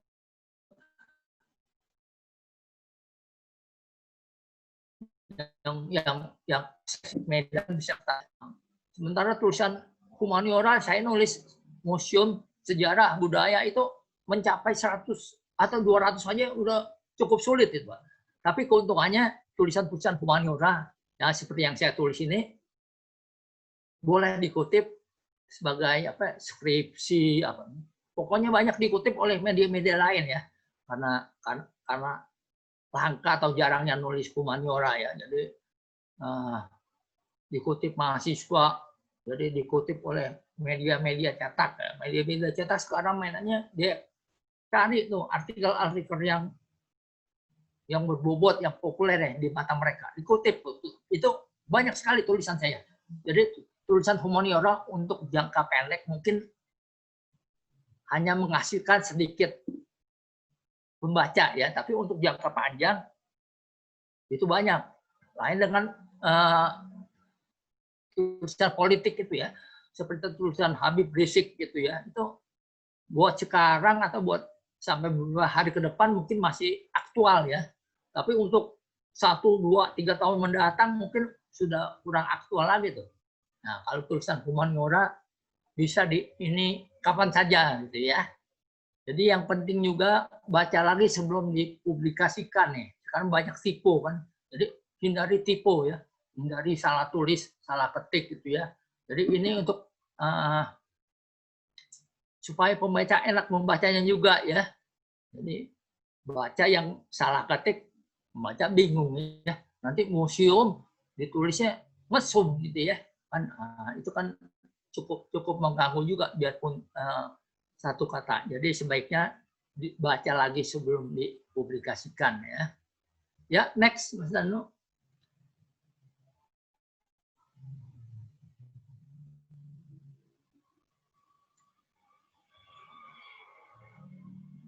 Ya, lanjut Mas Danu.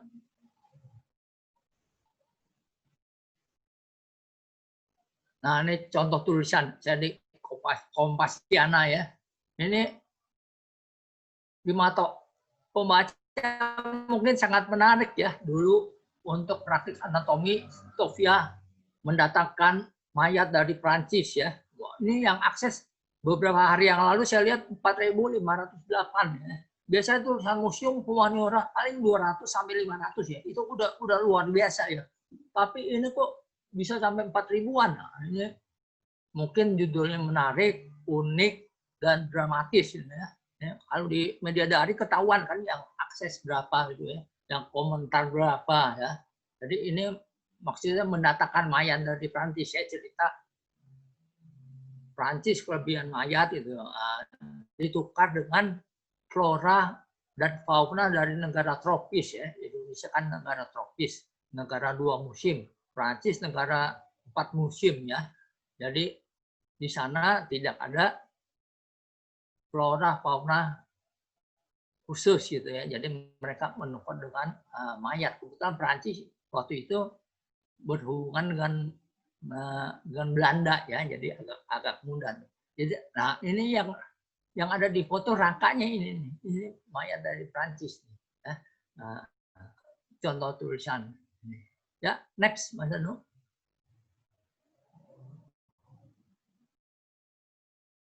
Nah, menulis itu kerja intelektual ya, jadi keilmuan dan mencerdaskan. Ya. Jadi tidak sembarang orang bisa menulis nih. Dokter, profesornya belum tentu bisa menulis secara populer ya.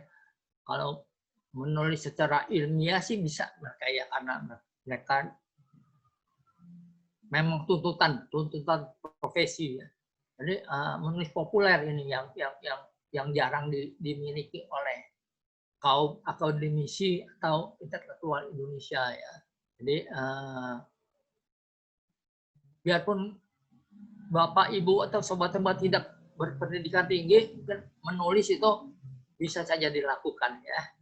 Kemudian seperti saya kemukakan tadi ya, trial and error ya, mencoba dan terus mencoba gitu ya. Jadi, saya dulu begitu. Waktu pertama kali menulis langsung menulis di Kompas tahun 80-an ya. Wah, itu nggak diterima karena gaya bahasanya ini. Saya coba dulu ke Warta Mahasiswa atau ke media-media kecil dulu ya. Nah, kalau media kecil sudah mulai mantap, jadi ke media yang agak lebih tinggi ya, lebih banyak oplaknya gitu ya. Menulis tuh tidak sembarang bisa menulis ya. Biarpun pematerinya jurnalis hebat, profesor, pernah memenangkan berbagai award gitu ya, tapi belum tentu mungkin Bapak Ibu atau sobat-sobat bisa menulis nih. Karena menulis memerlukan proses ya, seperti saya tadi ya. Saya menulis sejak 80-an dulu. Sampai 2013 lalu kita masih aktif tuh. 2014 ke sini agak kurang aktif menulis di media cetak ya, karena media cetak tuh mati sekarat, penghematan juga mereka ya, kalah sama online gitu ya. Karena online kan berita hari ini juga gitu ya, sangat cepat gitu ya. Jadi mulailah menulis dari yang paling jelek gitu ya.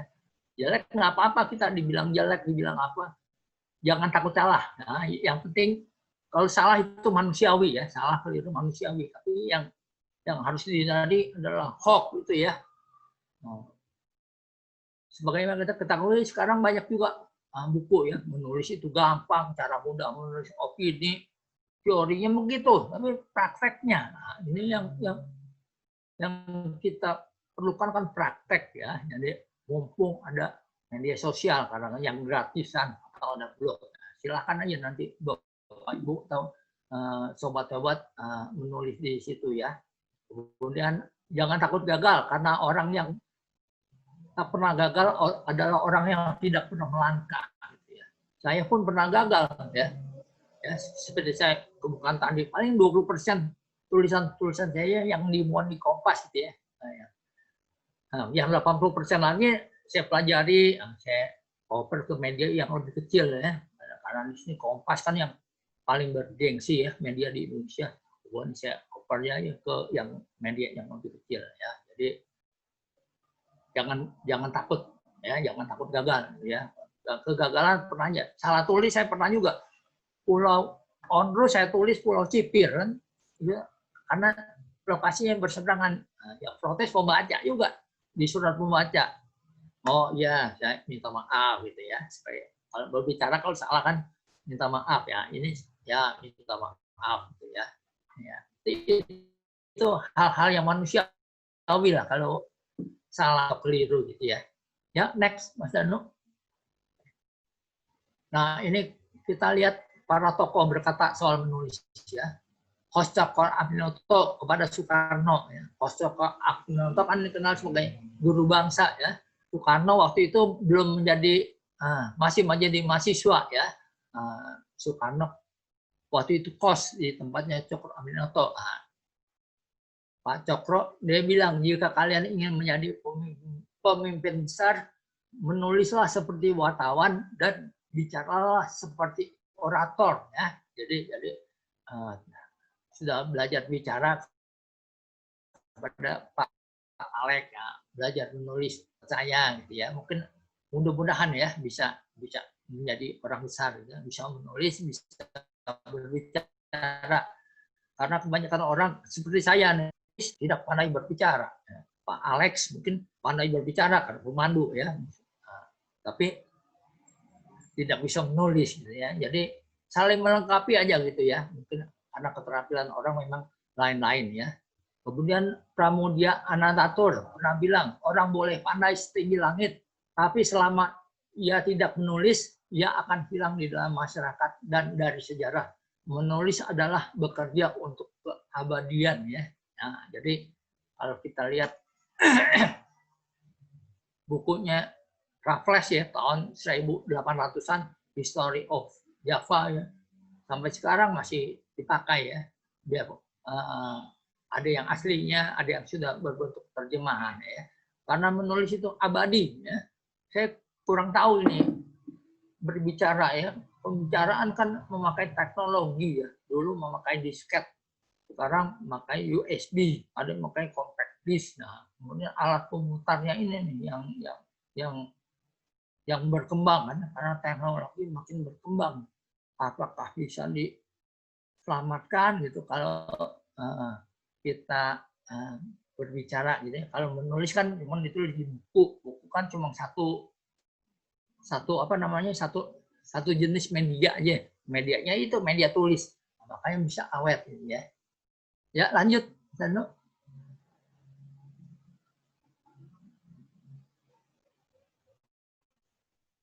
Nah, demikian Bapak Ibu dan sobat sekalian dalam penyampaian yang terputus-putus ya karena internet kurang stabil nih di saya. Tumben-tumbenan ini. Ya, jadi mudah-mudahan nanti kalian ada yang belum jelas bisa ditanyakan lewat ruang chat atau raise hand ya. Mudah-mudahan apa yang saya jelaskan ini bermanfaat ya buat Bapak Ibu. Jadi sekali lagi harus teorinya begini, prakteknya kita ya. Jadi praktek berbicara, praktek menulis ya. Mulailah yang paling sederhana dulu, mulai yang paling jelek. Kita dibilang tulisan jelek nggak jadi masalah ya. Saya juga pernah dibilang itu tulisan jelek, tulisan nggak mutu. Teruskan aja gitu. Yang penting tidak bersifat positif gitu ya. Ya demikian Bapak Ibu, sobat sekalian. Terima kasih banyak. Kembali ke Mas Danu. Terima kasih Pak Ju. Baik, terima kasih sudah menyampaikan ya presentasi terkait menulis ya di media sosial. Jadi teman-teman semua, para peserta, Bapak Ibu dan adik-adik semua yang dari berbagai macam latar belakang, semoga kita semakin giat ya dalam meningkatkan kembali budaya literasi kita. Karena kalau menurut riset ya, budaya literasi kita dari membaca dan juga menulis di Indonesia khususnya itu semakin menurun. Jadi dengan ada Zoom kali ini, Bapak Ibu semua yang mungkin yang dari pengajar, guru dari berbagai macam jenjang pendidikan bisa berbagi ilmunya kepada anak muridnya untuk giat kembali dalam hal menulis dan juga membaca. Dan kalau menulis juga jangan menulis hal yang sembarangan nih Pak Ju ya, nggak boleh hoak ataupun menulis hal-hal yang dianggap menyimpang, tapi kita harus menulis berbagi informasi ilmu dalam hal positif, dalam hal kebaikan tentunya. Jadi kita sama-sama menyebarkan hal-hal positif ya di tengah-tengah pandemi kali ini. Walaupun kita lagi sedang menghadapi pandemi ya, COVID, jadi kita harus memperbanyak kreativitas ya Pak Haji ya di rumah ya, dengan hal menulis ataupun membuat konten-konten di media sosial. Jadi Bapak Ibu guru semua ataupun para adik-adik pelajar, mahasiswa bisa ya membuat konten-konten yang positif, kreatif dan inovatif di rumah. Jadi kita sama-sama memanfaatkan waktu yang berfaedah ya, bermanfaat tentunya.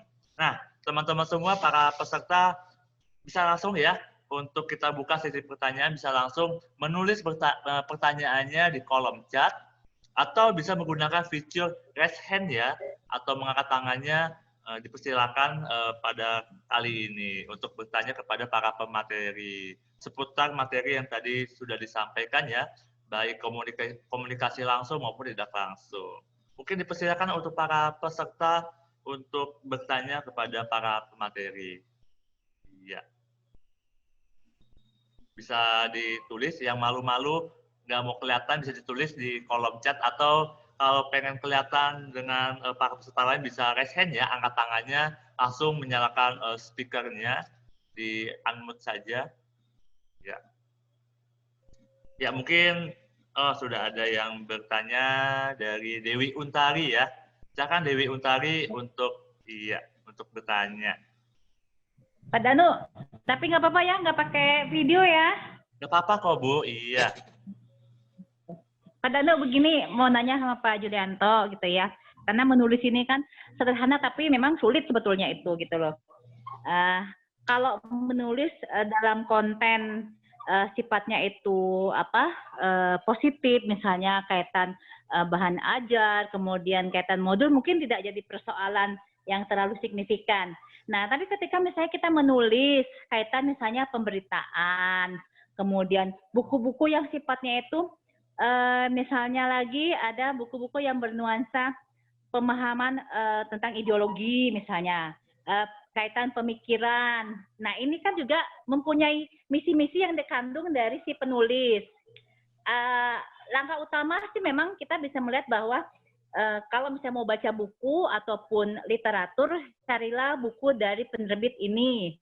Carilah majalah ataupun koran-koran yang sudah teruji dan sudah mempunyai OPLA, kemudian sudah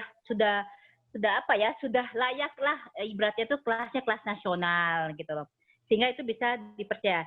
Tapi kan sekali lagi kita juga bisa saja, karena yang nulis itu kan banyak orang, di dalamnya banyak pemikiran-pemikiran. Nah, bagaimana kita bisa mengetahui sebagai masyarakat umum bahwa oh, ini pemberitaan ini tidak benar. Oh, ini ada unsur hoaknya. Karena memang sulit sekali apabila kita membaca itu kan dari satu sisi tanpa counter dari yang lain untuk menilai ini hoak, ini benar, ini memang sifatnya netral. Nah, ini gimana menurut Pak Julianto sebagai kita bagi pembaca ya, seperti itu. Terima kasih, Pak Danu. Terima kasih. Mohon maaf, Bu Dewi Untari dari mana? Dari instansi apa? Dari SMK 1 Bojonggede. Siap, terima kasih Bu Dewi Untari. Mungkin langsung saja Pak Ju untuk menanggapinya Pak Ju. Ya Pak Ju, langsung saja Pak. Nampaknya kembali trouble ya di koneksi Pak Julianto. Ya, mungkin sembari menunggu Pak Ju masuk, mungkin Om Alek mau menjawabnya nih. Mungkin akan ada hubungannya ya dalam kita mengantisipasi nih ya, membedakan berita hoak ataupun berita yang simpang siur, apalagi mencakut hal-hal kayak ideologi, pemikiran yang susah ya untuk membedakannya nih. Gimana Om Alek nih? Baik, terima kasih, akan saya jawab pertanyaan dari Ibu itu yang dari Bojonggede begitu ya. Terima kasih udah bertanya, tidak malu ya. Kadang-kadang kan meskipun guru tapi kan malu juga. Tapi Ibu secara belak-belakan ya harusnya singkat padat ya, tapi Ibu tetap malu juga karena nggak mau menampakkan diri, videonya nggak mau nyalain gitu loh, istilahnya Ibu masih malu juga ya, sama aja itu mah pertanyaannya melalui diketikkan begitu, so what gitu loh. Jadi untuk membedakan antara hoax, kemudian juga antara yang benar dan tidak, itu pakai perasaan gitu ya. Pertama pakai perasaan, kedua juga kita meraba berita itu sepertinya apa sih, dari mana kan gitu ya, kalau secara tulisan ya. Namun kalau secara berbicara, itu kita udah bisa lihat dari mimik ya, mimik mulut kita ya yang berbicara tersebut dan lain sebagainya. Nah, memang kalau tulisan itu agak susah, tapi paling tidak kita harus bisa menyimpulkan sebenarnya berita ini seperti apa sih yang benar kan gitu. Ya, kita bertanya ya kepada teman yang lain ya. Dan juga karena kita ngikutin perkembangan ya, biasanya kita akan tahu kalau berita itu hoax dan lain sebagainya. Dan biasanya di grup-grup itu saya heran ya, udah tahu itu berita muncul 2 tahun yang lalu masih di-share lagi ya. Ya itu orang yang kebetulan menerima berita itu ya, itu belum pernah dulunya itu membaca, sehingga antara hoax dan yang benar itu nggak tahu, padahal itu berita itu hoax ya. Nah, makanya kita itu hidup di zaman modern seperti ini harus selalu mengikuti perkembangan zaman dan juga mengikuti informasi. Jadi kalau di grup itu ya jangan hanya diabaikan. Kita boleh capek, kita boleh itu bosan. Tapi paling tidak kita lihat sekilas, ya itu aja seperti itu. Silakan Pak Jul sudah bergabung untuk menjelaskan kembali. Siap, terima kasih Om Malik. Mungkin Pak Jul, bagaimana nih Pak Jul untuk membedakan berita hoak ataupun berita yang simpang siur, dan juga berita-berita semacam ideologi, pemikiran yang susah dibedakan nih Pak Jul? Ya, terima kasih Ibu Dewi ya. Sekali lagi mohon maaf nih, ini internet tidak stabil, berapa kali, 5 kali ada di keluar masuk. Jadi kalau mau nulis tuh sebisanya yang kita kuasai lebih dulu Bu ya. Seperti saya kan arkeologi itu bersifat penafsiran kan, nggak jadi masalah. Kalau sejarah tuh kalau kita nulis berdasarkan teks, berdasarkan naskah gitu ya.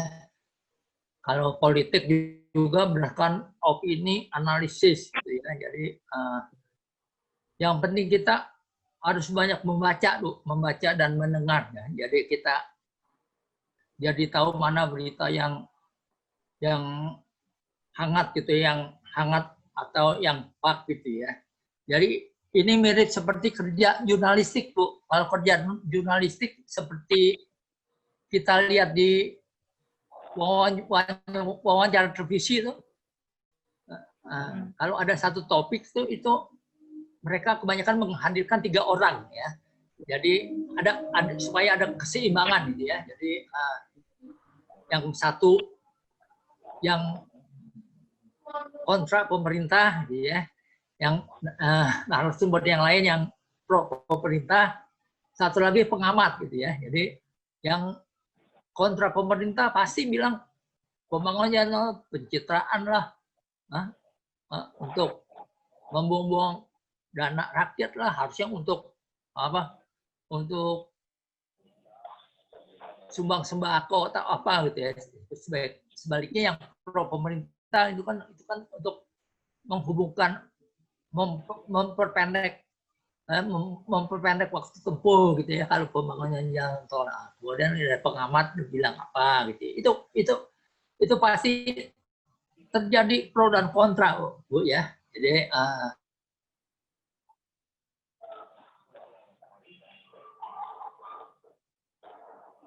iya, baik. Ya, baik. Jadi intinya sih kita harus memperbanyak bacaan dan juga memperbanyak informasi ya, sehingga kita punya pembanding ya. Punya pembanding. Siap lagi Mas Dano. Sudah masuk lagi nih. Baik. Jadi kita harus memperbanyak informasi dan bacaan ya, sehingga kita bisa punya pembanding. Harus banyak membaca Bu ya. Jadi bisa ada perbandingan nanti. Mempunyai bandingan. Ya, Jadi kalau mana kita yang baik, mana yang benar, mana yang hoax. Siap, Pak. Demikian Mas Dano. Waduh. Iya, jadi kalau kita menerima informasi jangan langsung ditelan mentah-mentah dulu, tapi kita harus mencari pembandingnya, berita pembandingnya. Ya minimal 4 berita ya, baru kita share. Jadi kalau kita dapat berita, baik itu media cetak ataupun misalnya media elektronik, jangan langsung diterima dulu.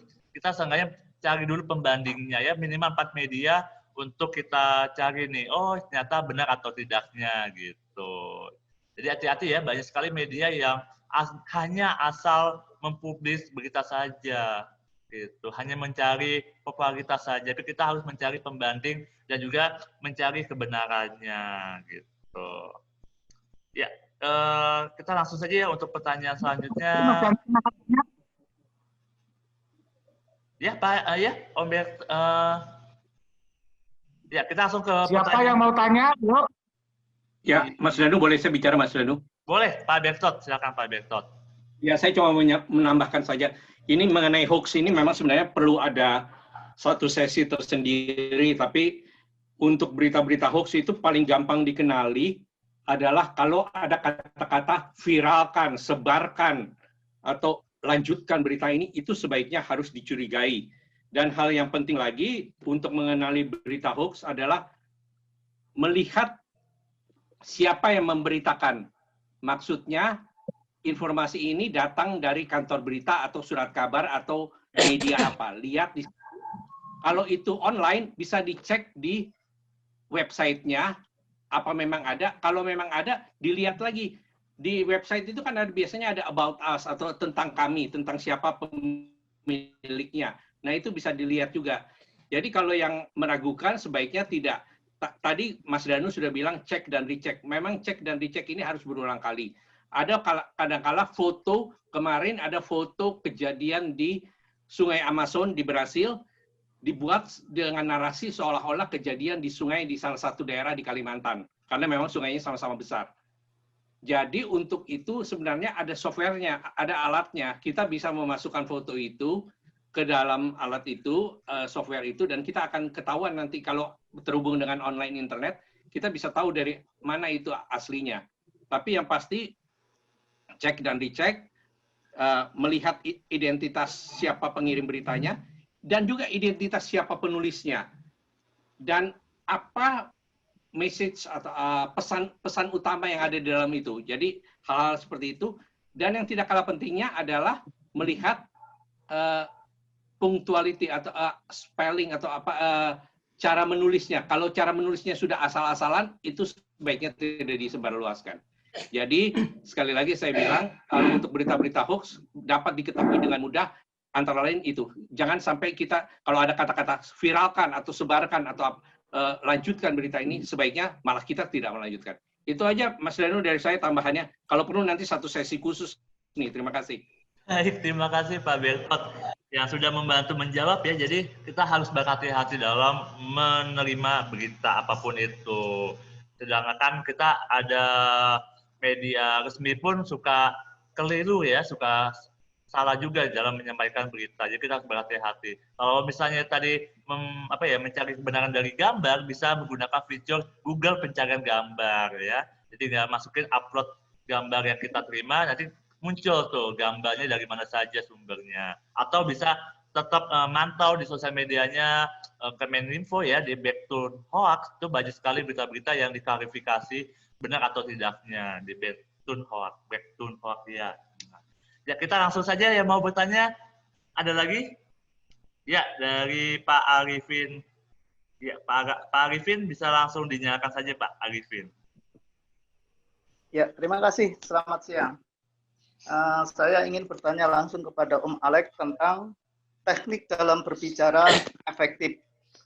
Kita sebagai pemandu kadang-kadang kita sudah mempersiapkan menguasai masalah, sopan santun, dan tata cara penyampaian sudah kita kuasai. Tapi di tengah-tengah jalan kadang-kadang ada bahasa kok seperti menggurui, ya, seperti mengajari dan menggarami lautan. Nah, kadang-kadang bagaimana teknik untuk menghindari, ya, mengajari, menggaramin laut itu kepada audiens. Itu aja. Terima kasih. Selamat siang. Baik, terima kasih. Pak Arifin dari mana Pak? Boleh tahu? Ya, Arifin dari Pusdaerah TNI, CQ Monumen Pancasila Sakti. Terima kasih. Baik, terima kasih Pak Arifin. Mungkin langsung saja Om Malik untuk menjawab dan menanggapinya. Ya, terima kasih Pak Arifin. Salam hormat, siap kepada seluruh TNI.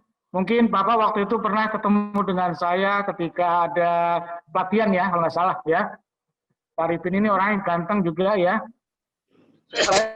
Jadi cara-cara supaya kita itu sebagai pemandu tidak terkesan menggurui ya atau menggarumi atau ngajari ya.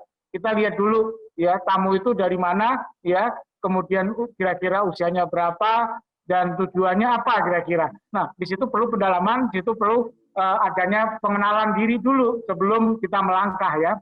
Ya makanya di dalam trik kepemanduan itu ada 5 sampai 10 menit kita harus bisa menguasai daripada siapa lawan bicara kita, siapa yang akan kita bicara, apa yang akan kita ajak bicara.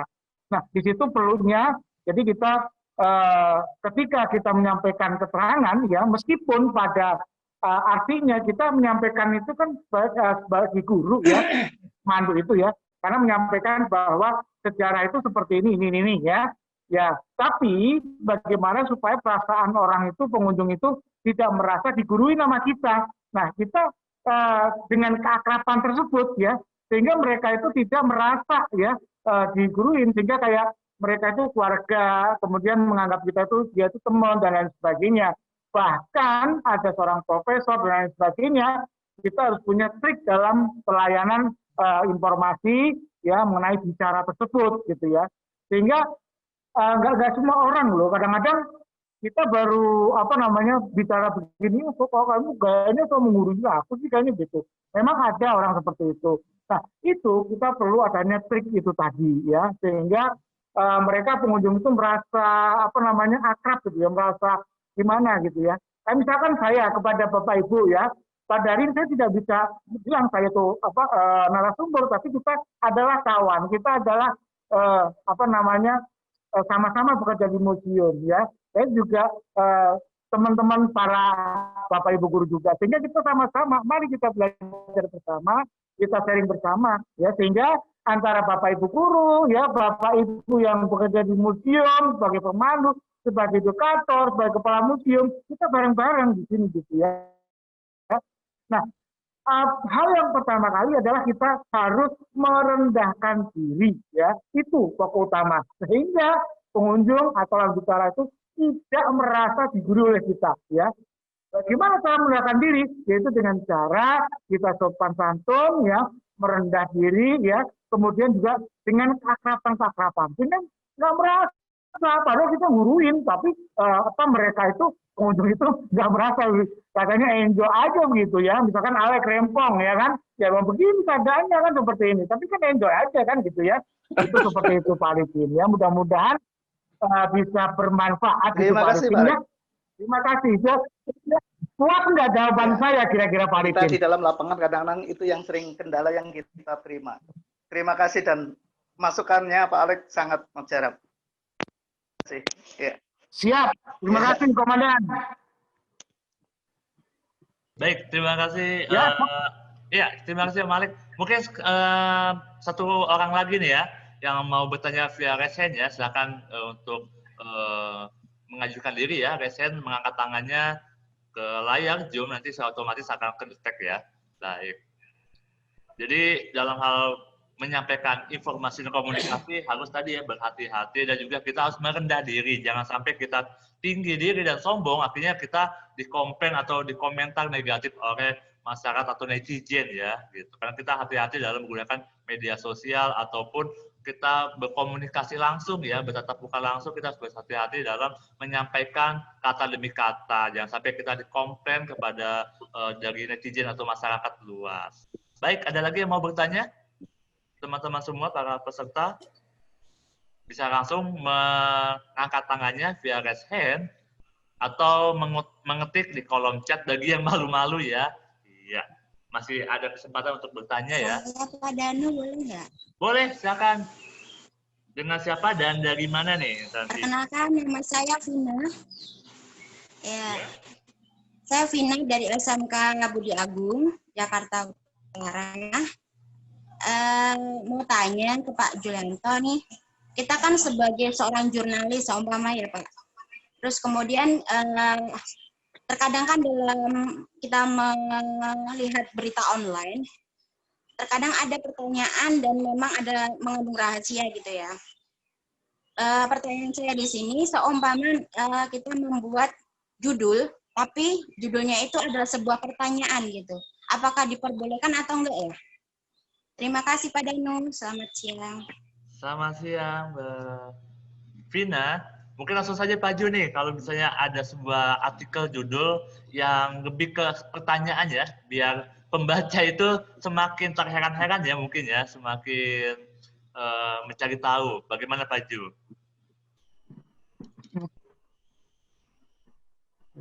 Vina. Iya, Pak Junya nampaknya terputus kembali nih ya. Iya, mungkin saya mau menjawab ya, membantu Pak Ju. Iya, jadi kalau misalnya, karena banyak sekali ya di surat kabar atau di media sosial atau di artikel-artikel di dunia maya, banyak sekali judul ataupun di konten YouTube ya, di konten YouTube juga banyak judul yang pengen penasaran tuh. Mungkin boleh-boleh saja ya untuk mencari simpati dan juga untuk membuat pembaca itu semakin penasaran atau penonton semakin penasaran. Tapi yang perlu diingat untuk teman-teman semua, jangan sampai judul dengan isinya berbeda. Itu perlu kita hindari ya, karena banyak sekali judulnya apa, isinya apa, gitu. Apalagi judulnya apa, terus isinya kemana-mana, gitu. Jadi kita harus perhatikan juga judul dengan isi harus sama, gitu. Nah, kita masih menunggu Pak Jul nih. Ya. Baik, belum nyambung lagi Pak itu ya. Iya, kalau Menambahkan. Boleh, Om Malik kalau mau menambahkan. Nah, ini Bu Vina ini dari SMK Budi Agung ya. Saya tahu ya di Jawa Barat, di Jakarta Barat, lokasinya juga tahu. Saya pernah ke sana ya. Dan beliau kenapa juga. Ya, saya tambahkan. Ya, saya tambahkan pertanyaan dari Anda, orang cantik ya, Ibu Vina. Ya, Vina siapa lah, bla bla bla gitu kan. Yang tinggalnya di Parung, jauh sih emang.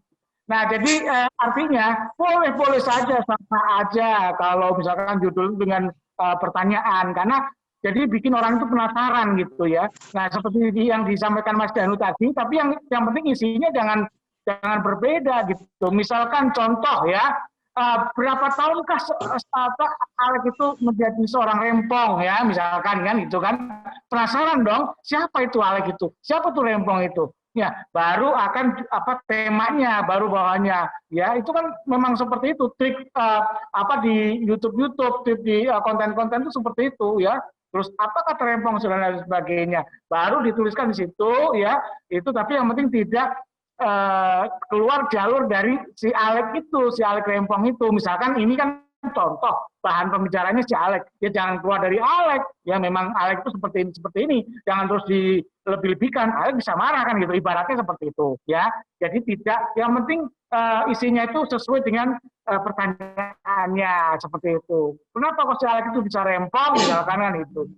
Kita kan ke bawah Alek ini gitu umpamanya. Itu contoh, bukannya yang benar begitu ya. So what gitu ya sih.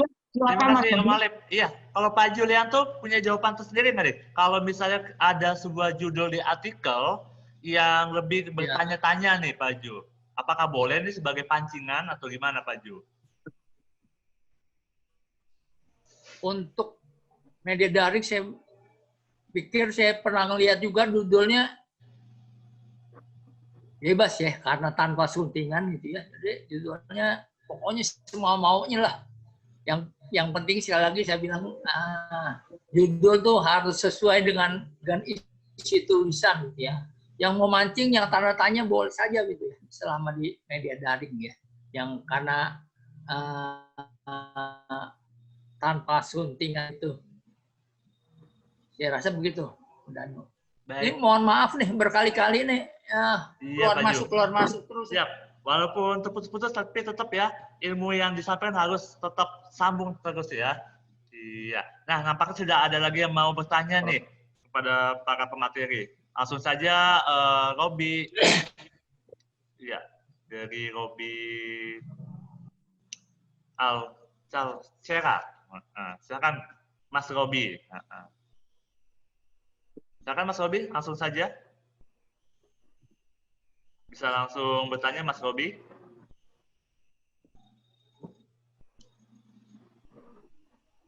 Ya, Mas Robi, jadi bertanya, Mas Robi Alcalcera dari nama akunnya.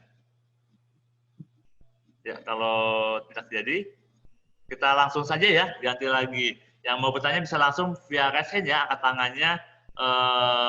Mumpung ada para pemateri yang bisa berbagi ilmunya terkait menyampaikan komunikasi baik langsung maupun tidak langsung. Jadi kita sama-sama belajar meningkatkan rasa literasi kita ya, membaca ataupun menulis di sosial media. Tentunya harus sesuai dengan peraturan Undang-Undang ITE. Tidak boleh melanggar Undang-Undang ITE. Karena kalau kita salah dikit saja menyinggung perasaan orang, bisa terkena pasal tersebut. Jadi kita harus bersikap bijak ya dalam menggunakan media sosial, baik menulis ataupun membuat konten video. Gitu. Baik, ada lagi yang mau bertanya untuk para teman-teman semua? Bisa langsung menggunakan video raise hand. Saya kasih kesempatan untuk satu orang lagi. Yang terakhir ya, Om Danu. Baik. Pertanyaan yang terakhir. Siap, baik. Ya, kalau tidak ada lagi yang mau bertanya, saya akhiri saja ya. Gimana para pemateri Om Alex dan juga Pak Julianto? Iya, saya akhiri saja ya karena sudah mau jam 12 siang nih. Iya, waktunya teman-teman semua mungkin beristirahat ya dan juga makan siang. Jadi saya akhiri saja untuk Zoom kali ini di webinar pelatihan teknis dan etika penulisan dan juga berbicara di media sosial bersama Museum Kebangkitan Nasional, KPBMI dan IPMI. Terima kasih untuk para peserta yang sudah standby dari pagi sampai siang kali ini dan juga kepada para pemateri yang sudah berbagi ilmunya terkait komunikasi ya, menyampaikan komunikasi baik langsung maupun tidak langsung. Ya, siap. Kita foto dulu ya. Kita foto dulu untuk teman-teman semua. Bisa langsung dinyalakan kameranya. Karena barang siapa tidak mau difoto, maka tidak akan dikenang dalam sejarah. Gitu. Kita foto dulu. Ini aku udah kita foto dulu. Kita salam museum di hatiku ya. Tangan kanannya di dada masing-masing. Iya, jangan di dada orang lain bahaya. Jadi tangan kanannya di dada masing-masing. Kita salam museum di hatiku. Baik. Kita foto bersama. 1, 2, 3. Sekali lagi ya. Baik, 1, 2, 3. Sekali lagi, 1, 2, 3. Kameranya dinyalakan semua ya, biar kelihatan kedatangan dan juga kecantikannya. Baik. Siap. Terima kasih semuanya, teman-teman, para peserta dari berbagai macam wilayah, latar belakang yang sudah mengikuti Zoom kali ini. Dan juga saya ucapkan terima kasih kepada para pemateri, Om Alex dan juga Om Julianto yang sudah berbagi ilmunya. Dan mohon maaf jika ada kekurangan dan juga ada kendala di Zoom kali ini. Sampai ketemu di lain kesempatan dan di kegiatan Museum Kebangkitan Nasional lainnya. Terima kasih. Terima kasih Mas Danu. Sama-sama. Terima kasih. Maaf ya, internet saya kurang stabil. Keluar masuk terus. Pak Alex. 1 kali ada. Pak Danu. Bapak Ibu. Fotonya nggak berasa nih. Pak Danu, Pak Julianto. Terima kasih Iya, Bu. Pak Alex, Pak Danu. Terima kasih. Pak